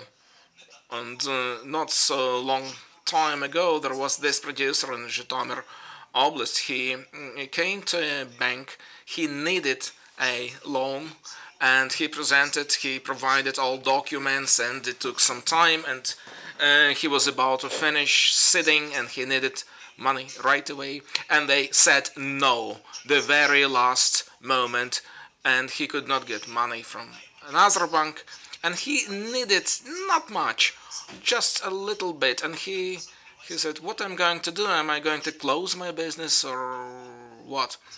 So this issue is rather acute, and it's a very important problem. Not just small farmers, but I would say even bigger businesses. It's also very acute for the country as a whole, because it's not the first time I'm saying this. You know, an agricultural producer, rural people, are a cornerstone of this nation. So we have to preserve and protect the Ukrainian rural communities and the Ukrainian agricultural producers. If you want me to continue, we have already some developments, and you probably have heard about this billion, this glorious billion that they allocated to support the farmers, and yes, they approved it on the one hand. On the other hand, I am looking at the mechanisms and at the directions that they indicated, and I do not know whether they will be able to support small farmers, small producers, so that small producers can get compensations and for equipment, machinery, livestock, crops, all those costs. It's a high figure. It's processing is a big issue. So the amounts are quite high, and I in fact invited heads of departments and divisions to ask them, a farmer who lacks financial resources, how can he sustain his business? Will he benefit from the millions that they allocated? But today he may not have no base, no projects, no facilities, no capacities, And because it is strange, and I think this program is to be improved. And I think we shall hear from the participants, and I suppose that we shall sign or approve some declaration at the end of this event. Thank you. I cannot hold user. Gone.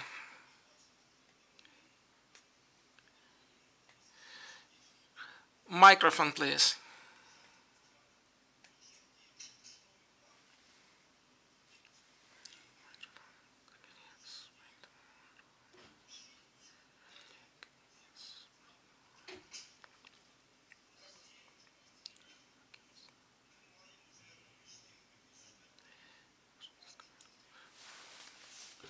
Будь ласка, в мікрофон. Ні один кредит не заборгований, всі повернуть. Наші фермери стали багатшими енну кількість раз, дякуючи доступу до цих дрібних ресурсів.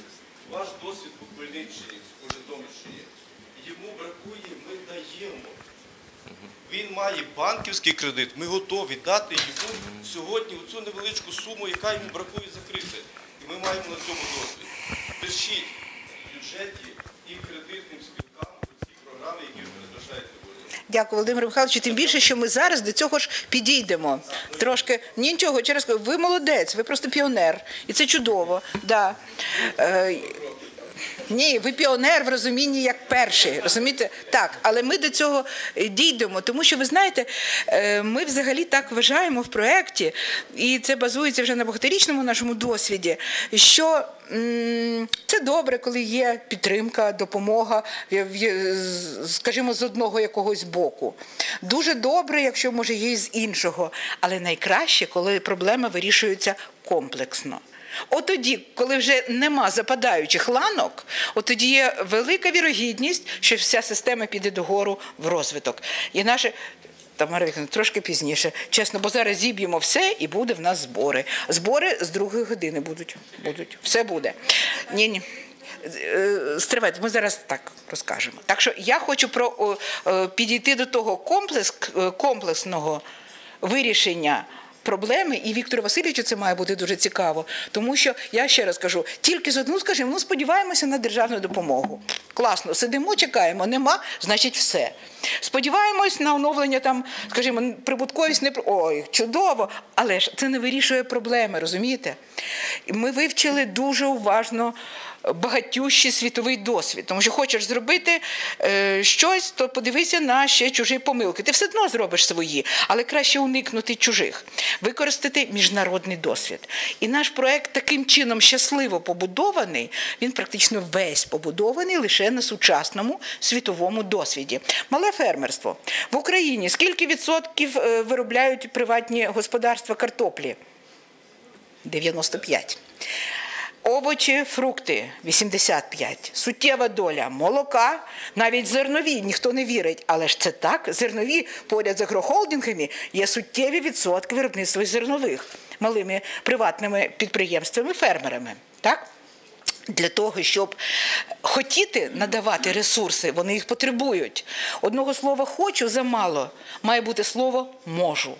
От щоб змогти, кредитним спілкам дуже швидко потрібно стати такими, щоб і гроші до них пішли, і гроші від них пішли, і щоб вони були на коні. І щоб в них не 30% неповернення було, а так, як ми бачили в, скажімо, тих кредитних спілках, які дуже пильно займаються цією проблемою, відсоток неповернення менше 1% серед агрокредитів.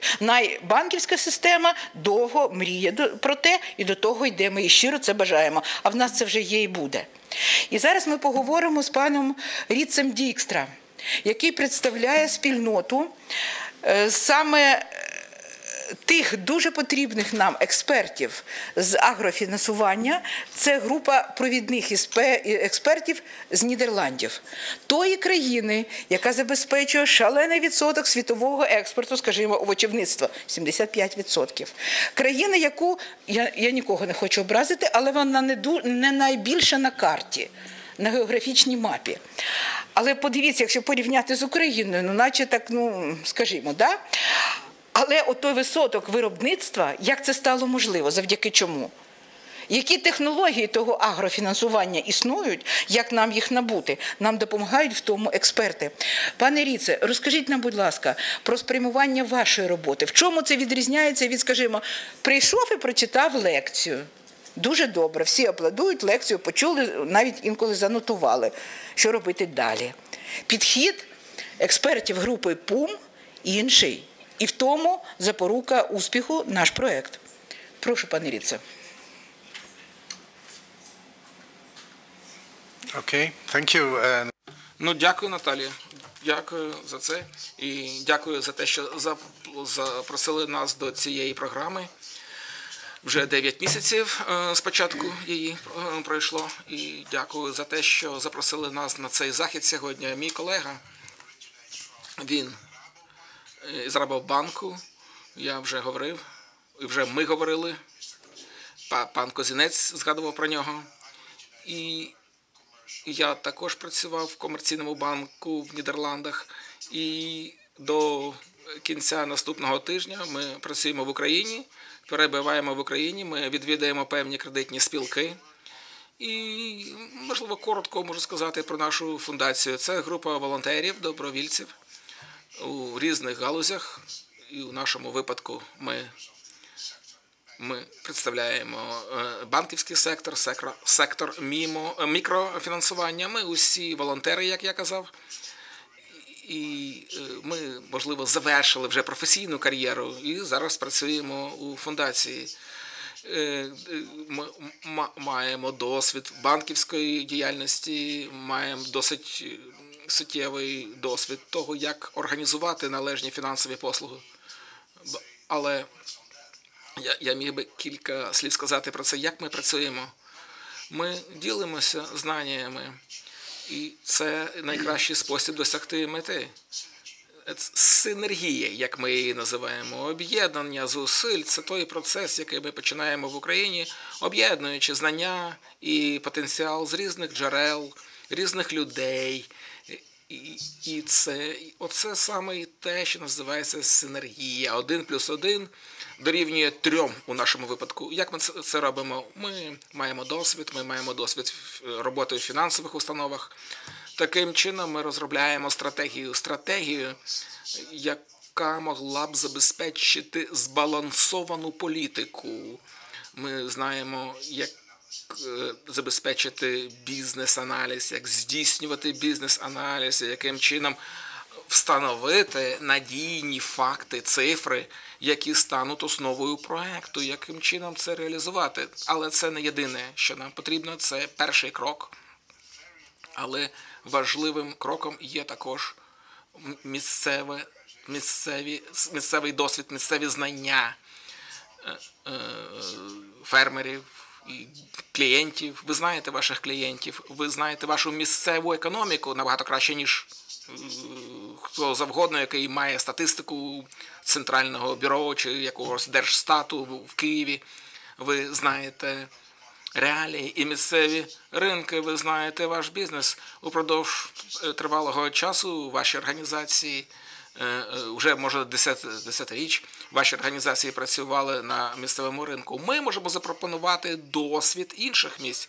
Коли ми працювали в кредитних спілках у різних місцях на заході України, і ми можемо, звичайно, поділитися цим досвідом з, наприклад, Східною Україною. Тобто ми можемо розказати про ті ж самі обмеження, невдачі, вдачі, проблеми і так далі. І четверте, що є надзвичайно важливим, тут є багато документації по світі, велика кількість документів англійською мовою, надзвичайно важливі документи, написано українською мовою також. І якщо я міг би 2 приклади навести, наприклад, інструментарій щодо агрокредитування, опубліковано Американським агентством міжнародного розвитку. Цей інструментарій, цей портфель інструментів надзвичайно є цікавим і корисним на основі міжнародного досвіду його складено, і можна використовувати ці ресурси дуже добре. Другий приклад Баку. Це фінансування, організація системи фінансування, мережі фінансування або ланцюжка фінансування, яка залучає постачальників, компанії, які обробляють агропродукцію, тобто усіх, хто бере участь у процесі виробництва і створення доданої вартості. Що стосується вашого запитання, в Нідерландах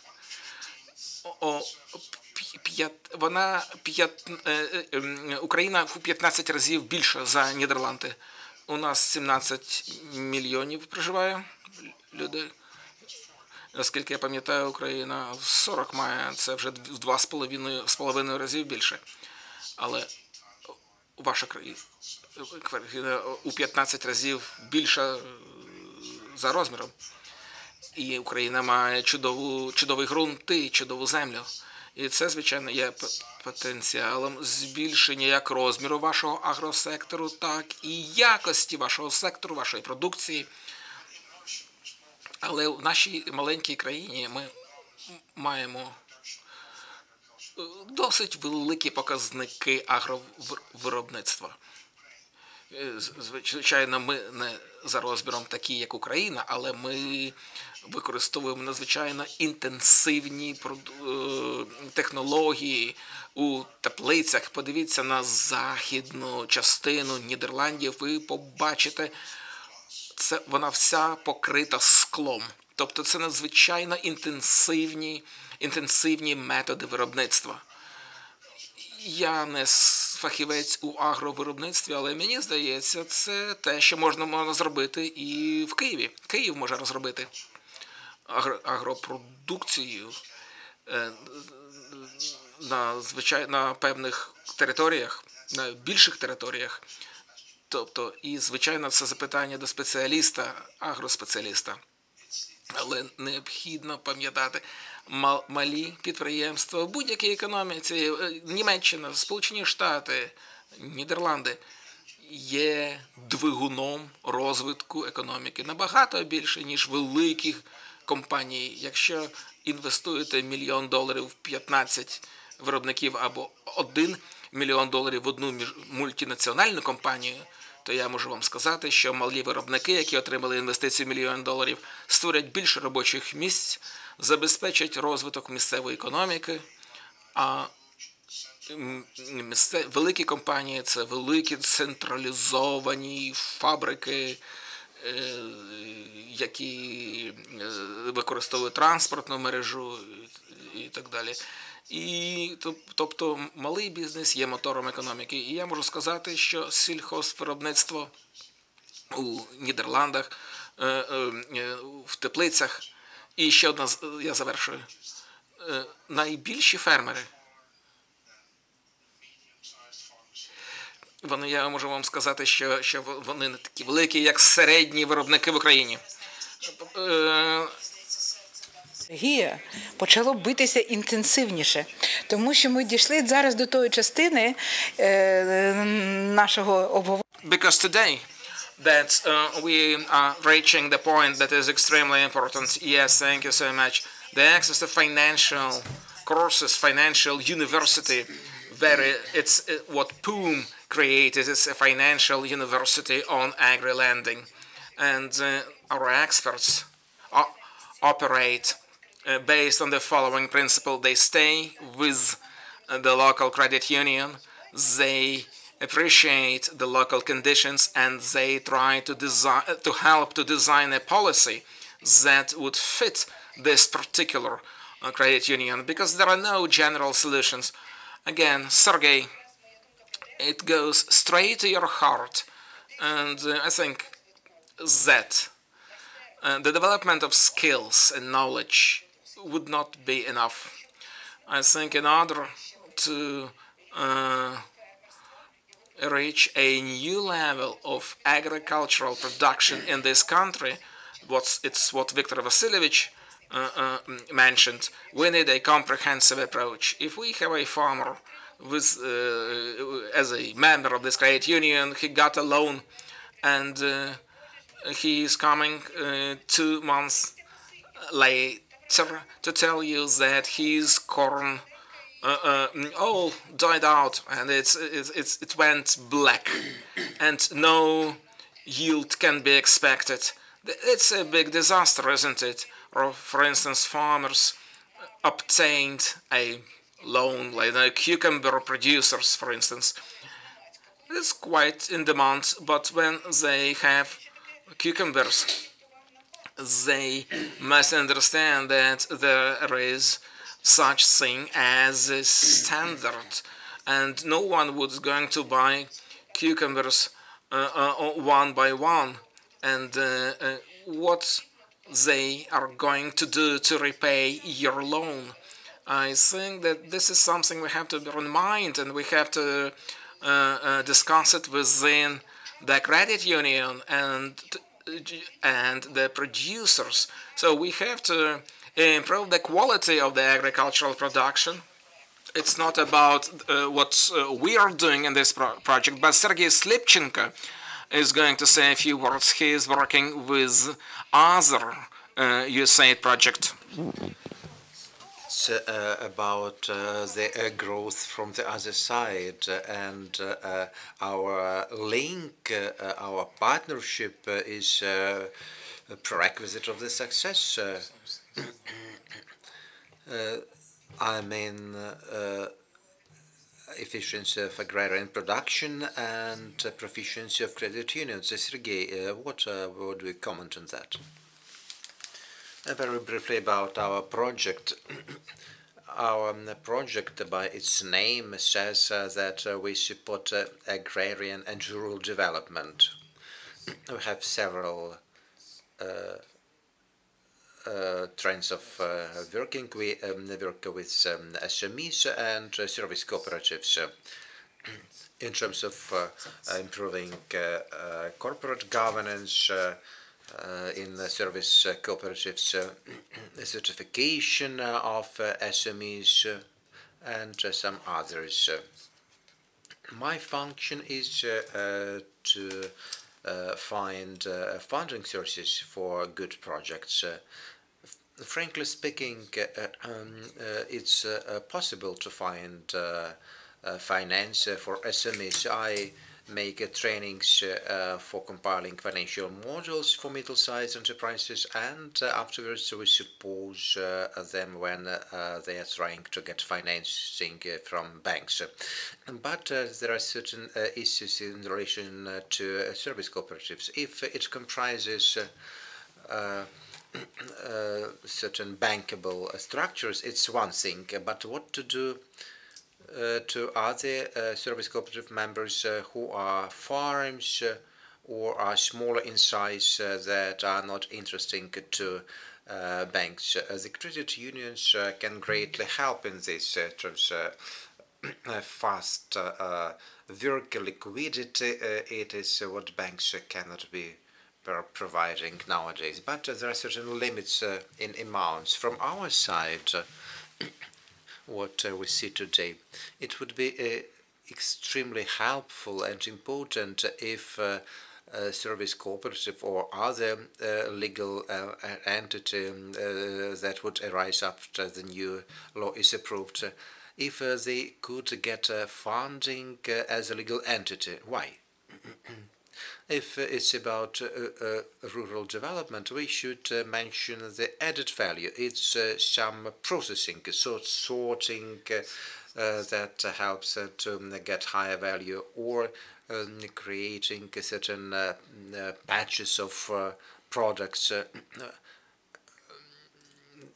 For example, we had a barge with watermelons.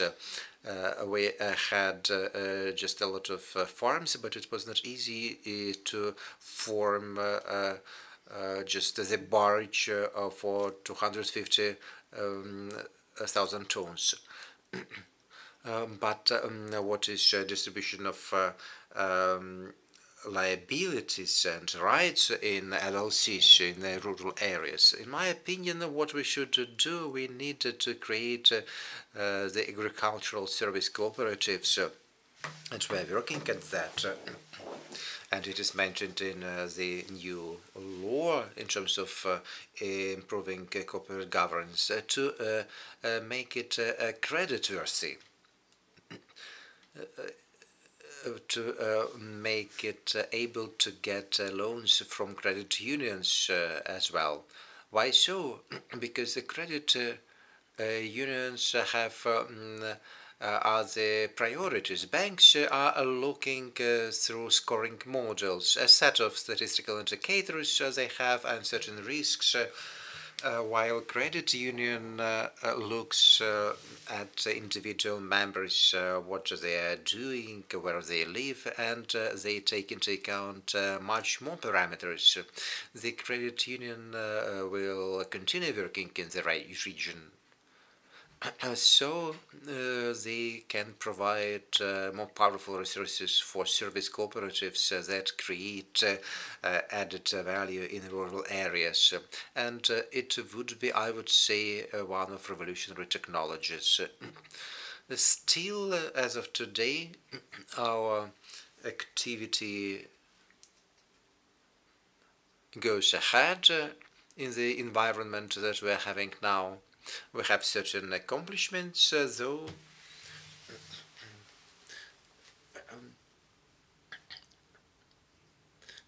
if credit unions could cover bigger projects located in certain regions, it would push rural development in terms of creating added value.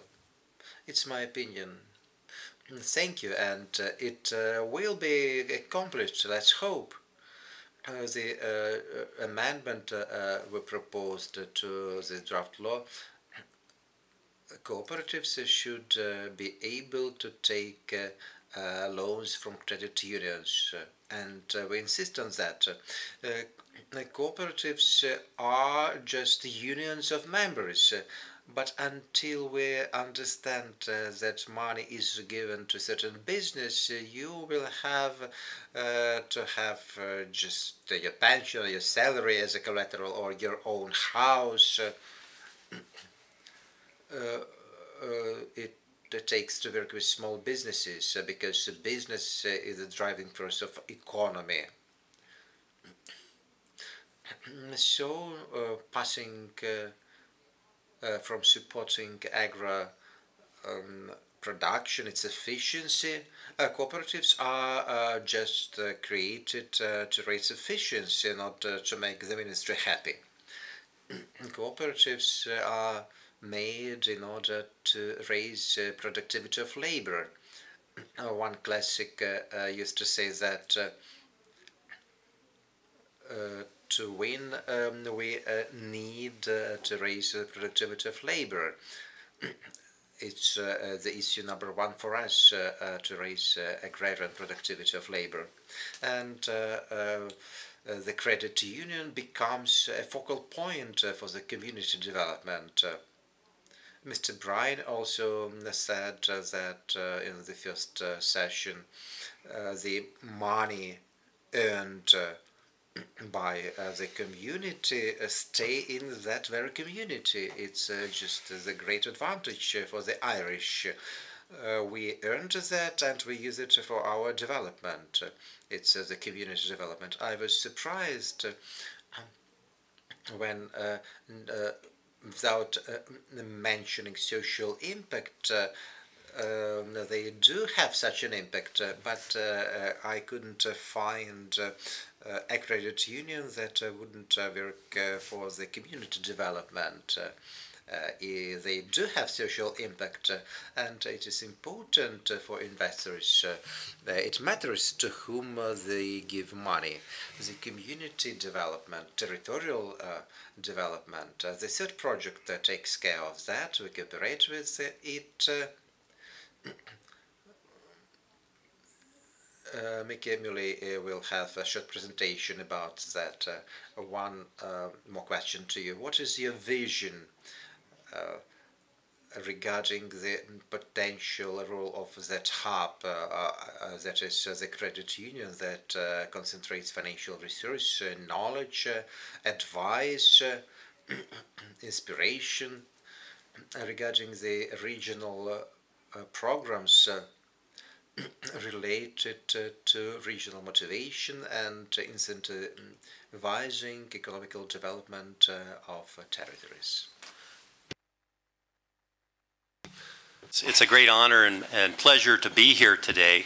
And I should start off by saying that I've been a member of a credit union since 1975, and they helped me save money for education. They provided me a loan for a car, a home, and I have a savings account there now that I will be using for education for my child in the future. It's, I'm told, one of the largest credit unions in the world, I think, the Navy Federal Credit Union. But they've been very helpful for me individually, and I'm hoping and I'm confident that, that they'll be able to help many Ukrainians in the future. And I'm very happy to be working now with a USAID-funded program that is cooperating both with ARDS as well as with CAP. Although I wish it wasn't called Credit for Agricultural Producers. I wish it was called Credit for Communities, which is what we're working with.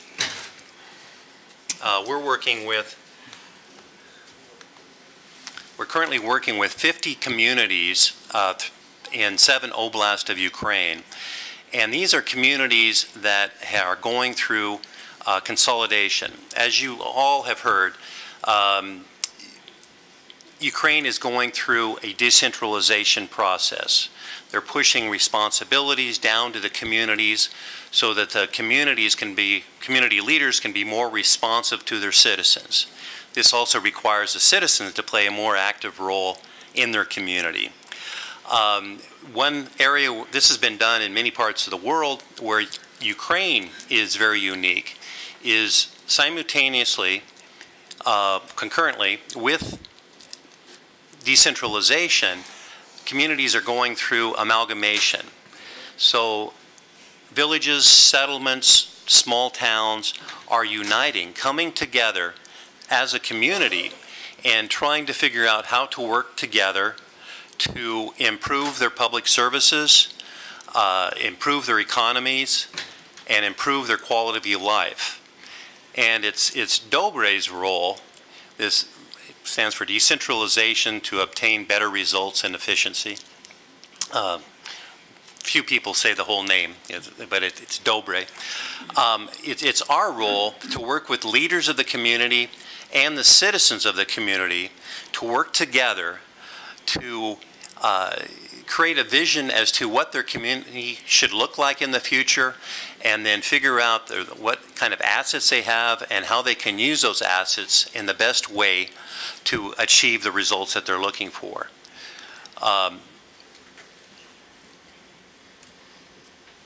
Now, my role with my colleague Vitaly Yurkiv in the back is to help those communities develop their economies. These are small, rural communities trying to figure out what can be done to create jobs, improve incomes. Almost without exception, when we first engage the communities, they are looking at how can you help us get more taxes from small growers, small producers, people that are working out of their home. That's one component they're focused on. And the other component is can you help us establish an industrial park? So they're looking at two very ends of the spectrum of economic development without understanding all the things that need to be going on between those two to really do what they want to achieve, which is to create jobs, improve incomes, and improve the quality of life in their communities. So we help them understand that they really need to be looking at local businesses, businesses that are already working there, as opposed to looking at people bringing in new people. These are businesses that are committed to the community. They have family there. So there are a number of different economic tools that can be used to help those businesses. They need to be looking at how to help entrepreneurs create new businesses and introduce new services and expand their tax base.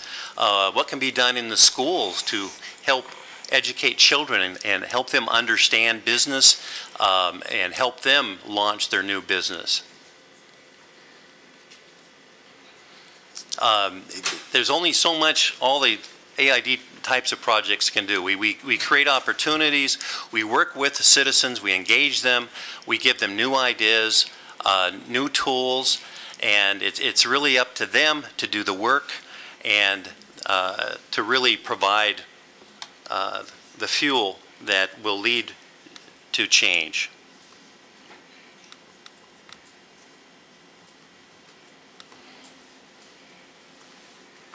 This is the process we do. We work with them to understand what economic development is. We help them understand the assets they have in their community, so which tools are appropriate.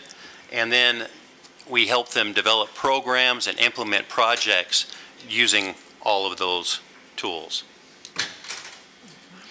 A recent survey indicated the small and medium-sized enterprises in our communities and other communities like them, the number, as you can see, the number 3 problem that they're trying to overcome is financing. How can they get financing to fund the businesses that they want to start or to fund businesses that want to grow?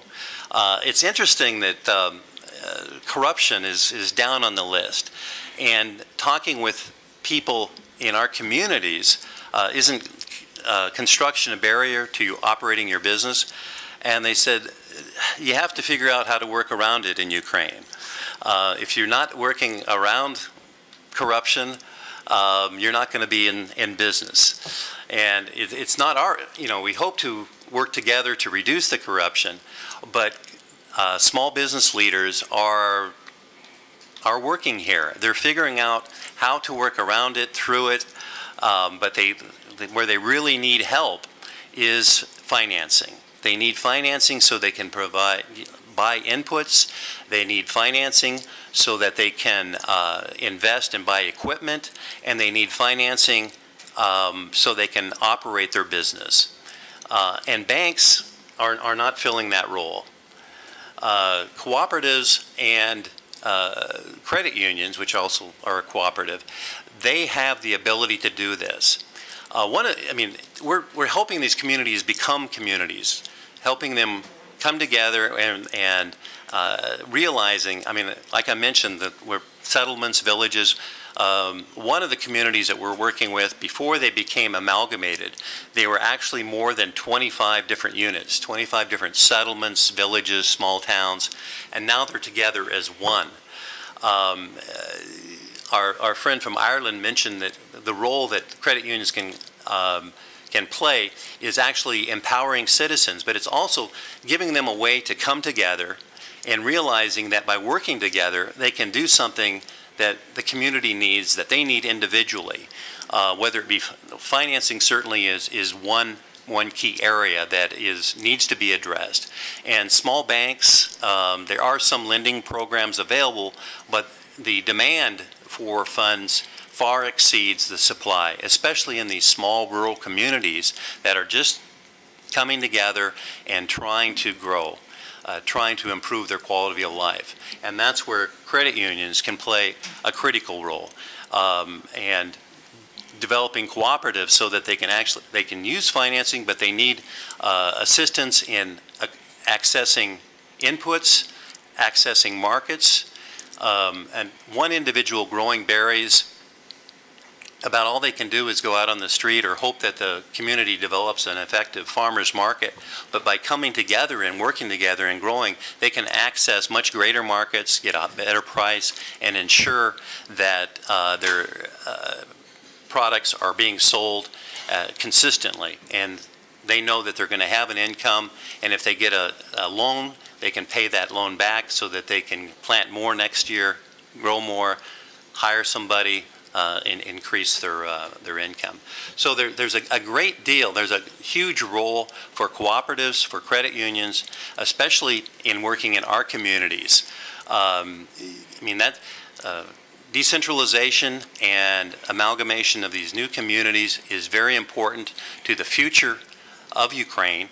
But one of the most important ingredients to ensure that these communities have the fuel, have the resources that they need to grow is financing and working together, coming together to work. And there's a lot more that credit unions do in the U.S. and Canada and other countries than finance. It's certainly getting community citizens to work together, but they also influence community leaders in looking for the vision of where the community wants to go. They play a role in financial literacy so that students in schools are understanding personal finance as well as how to finance a business. And they play many other active roles. But maybe one of the most important ones, in addition to financing, is actually helping a community become a community. And by working together and becoming a community, все будет добре. Дуже дякуємо, пане Міке. Thanks a lot. I hope that it was rather idea than a response. I would like all of Ukraine to hear that. It's a unique moment and a unique link. What are we lacking in this equation? I apologize, I'm a mathematician. What are we lacking? Access to external funding for credit unions. During the first panel, it was mentioned where can we get resources. Though there is one more aspect. The investors are not just following and running with great money after credit unions, but the investors will come to attractive borrowers. In our cooperation scheme, I mean cooperation among technical assistance project, we have an investor. Marina, the question goes to you. Could you please tell what happened in late September? In terms of the USAID support and how this can have an impact upon the access to the external financial sources. Yes, well, just to begin, if you did not know about ProCredit Ukraine, I need to tell you we work in this country since 2006. It was Oco-Credit Holland, and since 2008, we registered as a partnership. We are a financial company providing loans in hryvnias in order to reduce your financial risk, and the founder is a credit union. So you're close. We very interested to deal with you as partners, and I think that we have very good potential to develop credit unions in Ukraine. So I have to tell you that this holiday, I would like to congratulate you again on this occasion and would like to wish you very good creditors and borrowers. Polite and nice people. Well, since we were founded by a cooperative, we first of all have to ensure the funds to safeguard the monies of our members. So it was a rather big challenge to protect the money. We were granting loans secured by the credit portfolio, and unfortunately the evidence suggested it was not the best strategy. We wanted to seek better solutions, and on the 29th of September We had a very important and pleasant and nice event for us and for you. We signed an agreement with, it's a guarantee agreement in DSA with the USAID project for crediting agricultural producers, worth $1 million US, which is going to guarantee our credits from us to you. And the only thing is that this agreement is something we have to pay for, and we are working now in order to adjust our interest rate to the competitive level. We wanted to link it to your average interest rate, and well, that's. Thank you, Marina. Thank you, Marina. And I would like. I'm sorry. Yeah, since we are a financial company, a Ukrainian financial company, we unfortunately can grant one loan, no more than 4 million hryvnias at the time, but I think we are going to grow, and I think we are going to increase our net worth, and I think that it will grow. The term is no longer than 4 years, no shorter than 1 year. Marina, thank you. Really, thank you so much. I simply wanted you to look at it. The money that you need, frankly, this is the first very careful step. And in order to make it, we needed, they needed, and we needed a financial support from the USAID. This is something to stress. And I think you must become magnificent, highly skilled, and you will not need any support in the future, and you will work with this first bird. It's going to develop into something very big, into big flow of money. So the investors must be able to see what is going to happen with the funds, what is going to happen with his investments. And in order to finish this discussion, I'm sorry, we are coming to an end. It's not because you're least important. No, it's because you're first. It's because we simply wanted to tell you about our vision, about our work, about what we do in order to cooperate. And now we wanted to hear from the key people. We are having 2 credit unions. We invited everyone. And we are going to have a big gathering after 2 o'clock, after lunch. But Maria Sima, I suppose, is going to speak. And I would like to ask you, Maria, I learned much from you, and the whole country was learning from you. So I wanted to know your vision, what you would say. What would you say about the development of credit unions? Why your credit union is #1 in Ukraine? I think it's an example.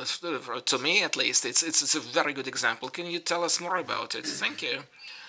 Well, thank you. We probably the first credit union. In fact, the first credit union that, in fact, started in 1992.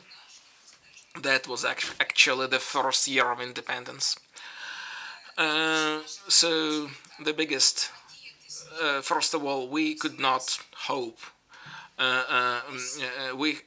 that someone would help us. So throughout the 25 years, we had virtually no support apart from the international partners. The international partners were teaching us, were helping us, and it's all due to their efforts. We survived, and I would like to thank you for the effort and for the support And I think that the credit union, any credit union, should rely on itself. We know that the government did little, and the Ukrainian state is not very strong yet.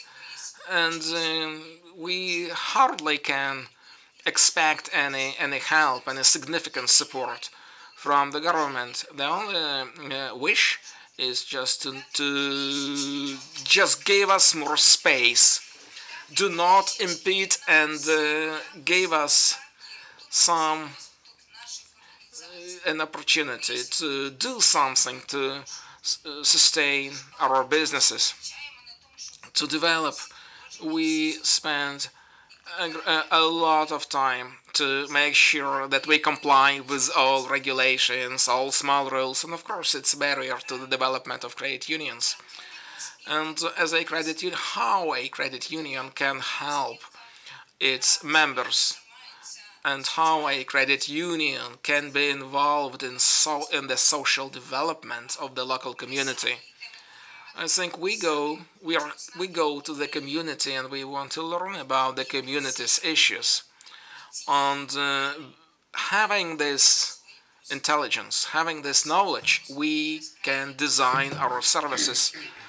I think that, for instance, the services we offer to the local farmers, cooperative members, we have particular credit products designed to accommodate the needs of co-op members. Credit unions have their commitments, responsibilities, responsible for the money that people invested, the members invested, and I think that we should, and we are responsible for that. Which means that a credit union have particular conditions and terms that we have to comply with. Throughout the last 25 years, we never had a problem with a borrower who had some collateral, like his house or anything else. We never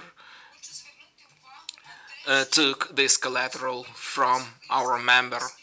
Today, there is a very particular feature of the Ukrainian credit unions. When people go to us, when people join us, they are capable to fix their problems very quickly. The banks can hardly help them with the problems, in particular agricultural producers. We watched the video. Our producers, they need money right now, right away. They cannot wait for months or two waiting so that a bank can analyze all documents and do all review. So this is what makes a big difference between credit unions and other financial institutions. Credit unions today can provide financial resources quickly and help people to avoid many financial problems. What about security? Well, if it's $1 million or $1.5 million, it's for any farmer or business. Of course, we would need some property collateralized because we are responsible. It's the money of our members. If we have a farmer with some equipment, a person doing his business for decades already, we would help him and provide him with a loan, because we would be interested to have such a member, such a client, such a borrower, and we would be interested to help this person to repay and to run his business successfully, and we would advise what he or she can do with the money. Sometimes we have cases when people want rather big money, and we try to analyze the financial situation and financial standing of this person. We can offer a lower loan, a smaller loan, and we had cases like that, and we had cases when these people were coming back to thank us for adjusting the amounts, for helping her to see his or her actual situation. And I need to tell you that the credit union have to monitor all loans. I think that we have some 1.2% of non-performing loans. It's 1.2% of the whole portfolio. And I think we all have this issue, and we never went to a court with a problem associated with any loans to farmers. We have no past due loan granted to a local agricultural producer. It's not because we have good farmers or good producers. I think it's because we try to run a proper financial analysis and proper monitoring for each client, for each agricultural producer. In 2008, this year was very serious for all of us, including our credit union and all farmers that borrowed then. They keep borrowing, and the businesses that could not repay at the time, they went insolvent. So if you ask me about the risk level, it's not so risky to lend to the local farmers. I would prefer farmers as our target group, because if they are doing this business for 10 years, for instance, the risk is associated with lending to such a member is quite lower. And we have about 20 various types of loan and about 20 deposit programs. We have a special attitude to the farmers.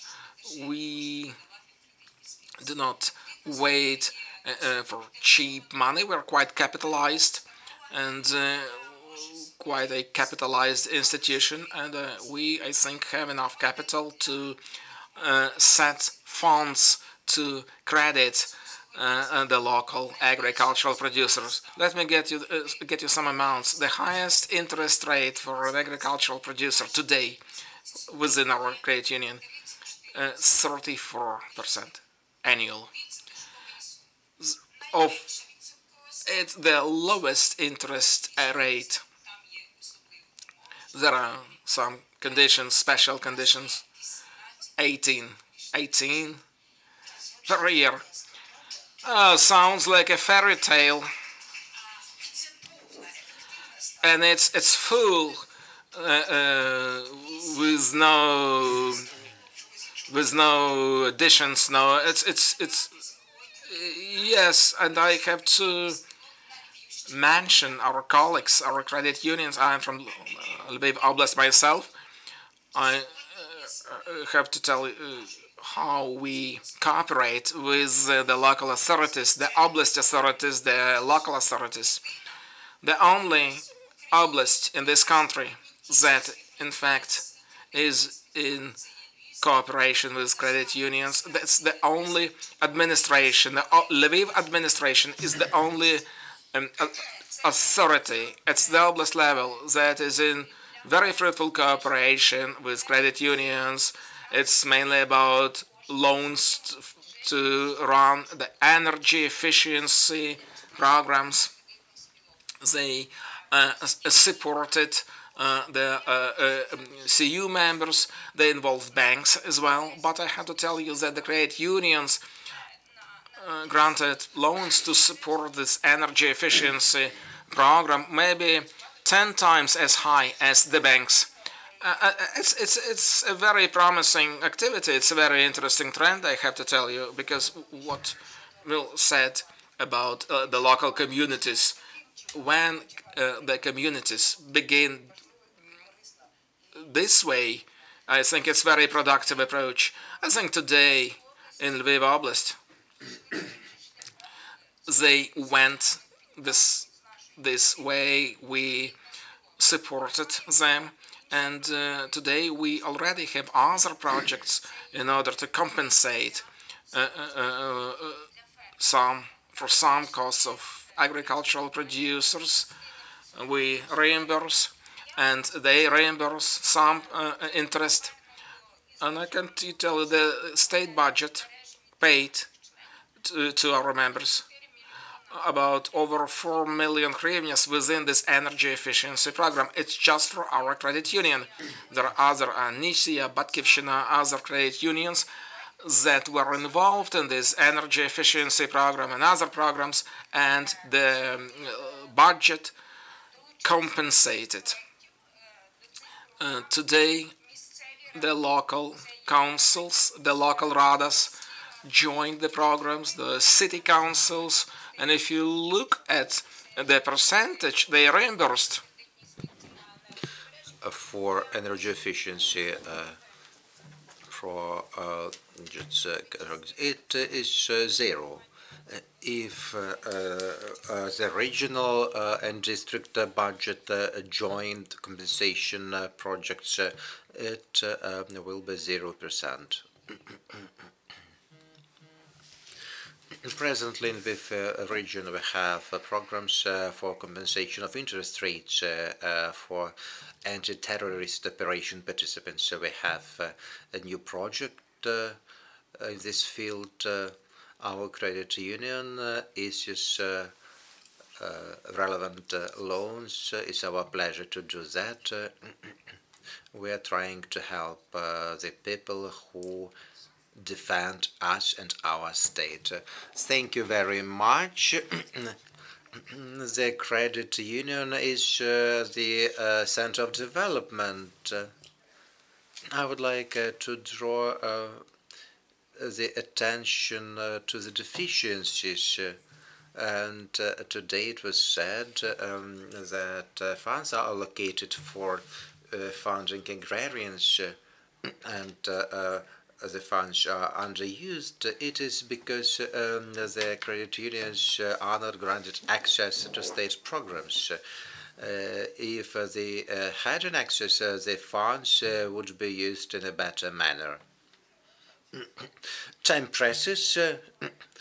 Marina Yosipovna has said just great words, but I would like to ask you, Vladimir Vasilyevich, how you just could educate the farmer who has a great number of arable land, tract, berries planted.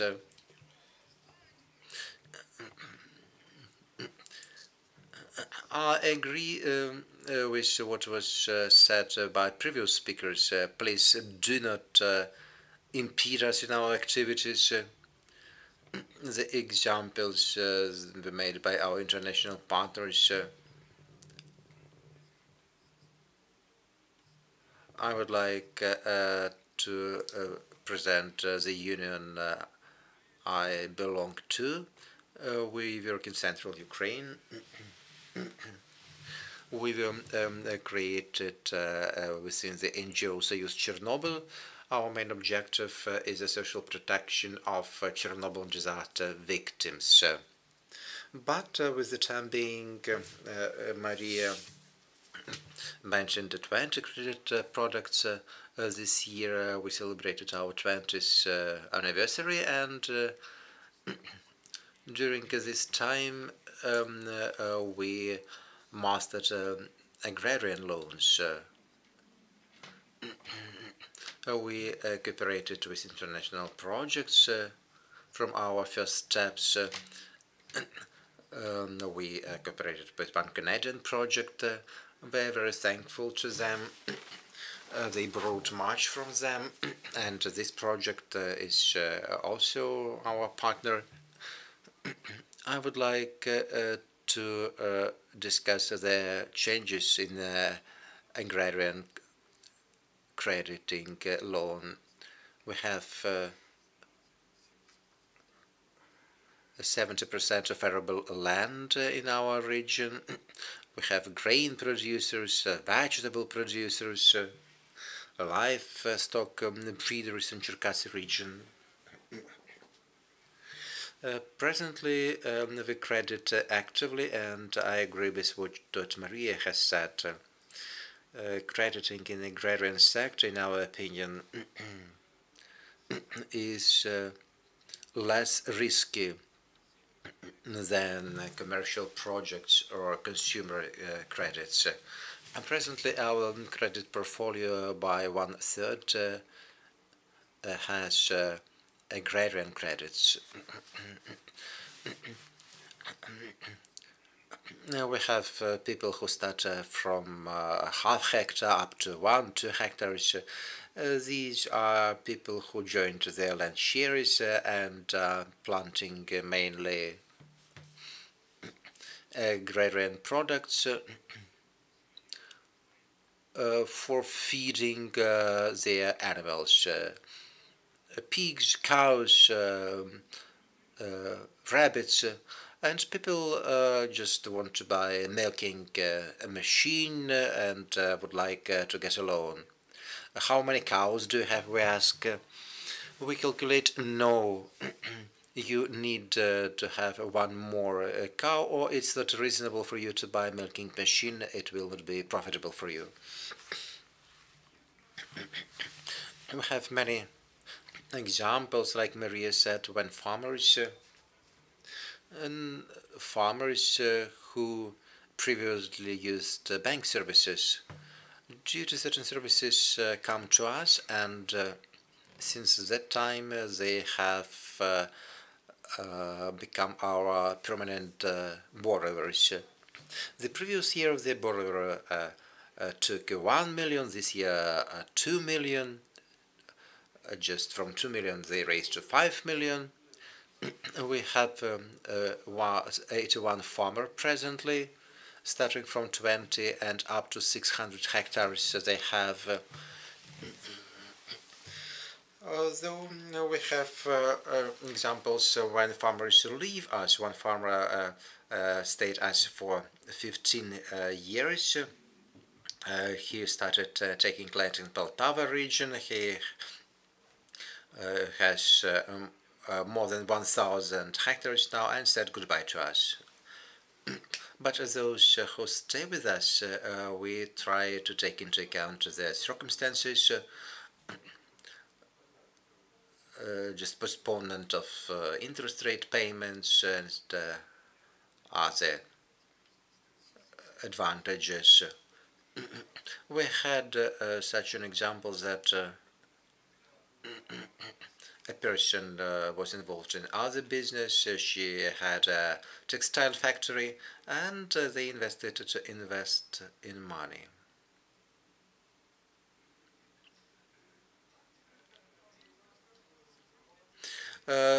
She couldn't pay for 3 years, and on the 4th year they paid back. Why? So he said, I just invested in agrarian business, had good yield and nice profits. I would like to thank the project for the opportunity to discuss risk assessment and other issues. Thanks for your agrarian analytics. We will discuss that as well after lunch at the meeting. I apologize for the mistake we made. We didn't expect that we will have such an interesting discussion. The next time we will have 3 times more time. Okay, please do not be upset. We are very thankful to our speakers, to all of those who are present. many interesting things have been discussed. We are very grateful to all of you for coming, thanks to our power structures. It's not only cooperatives, it's life that requires all that. I invite all of you to our buffet, and after that we have the working group meeting. Find the time, and before the translator run away and you won't be able to understand what I'm saying, I just want to say again, thank you for everyone. Thank you for the credit unions, for the market, for the regulator, for the National Bank, for both panelists to join us here today. I hope you as hungry of success as we're hungry for lunch. I'm starving, so I'm ready to move on. I hope that's a great opportunity to answer. We didn't have enough time today to ask questions, but all our panelists, I believe, will join us for lunch, so that's another opportunity to network, ask your questions in a more private setting. I was trying to make quotes to close this event. There's too much that was said that I can summarize in 2 words, so I will just say again, thank you. I hope you're hungry for success. And let's never forget that credit union always put people before the profits, and the people will make the change. We as USAID, as we heard today, and the 3 other projects are ready to support that process. Thank you.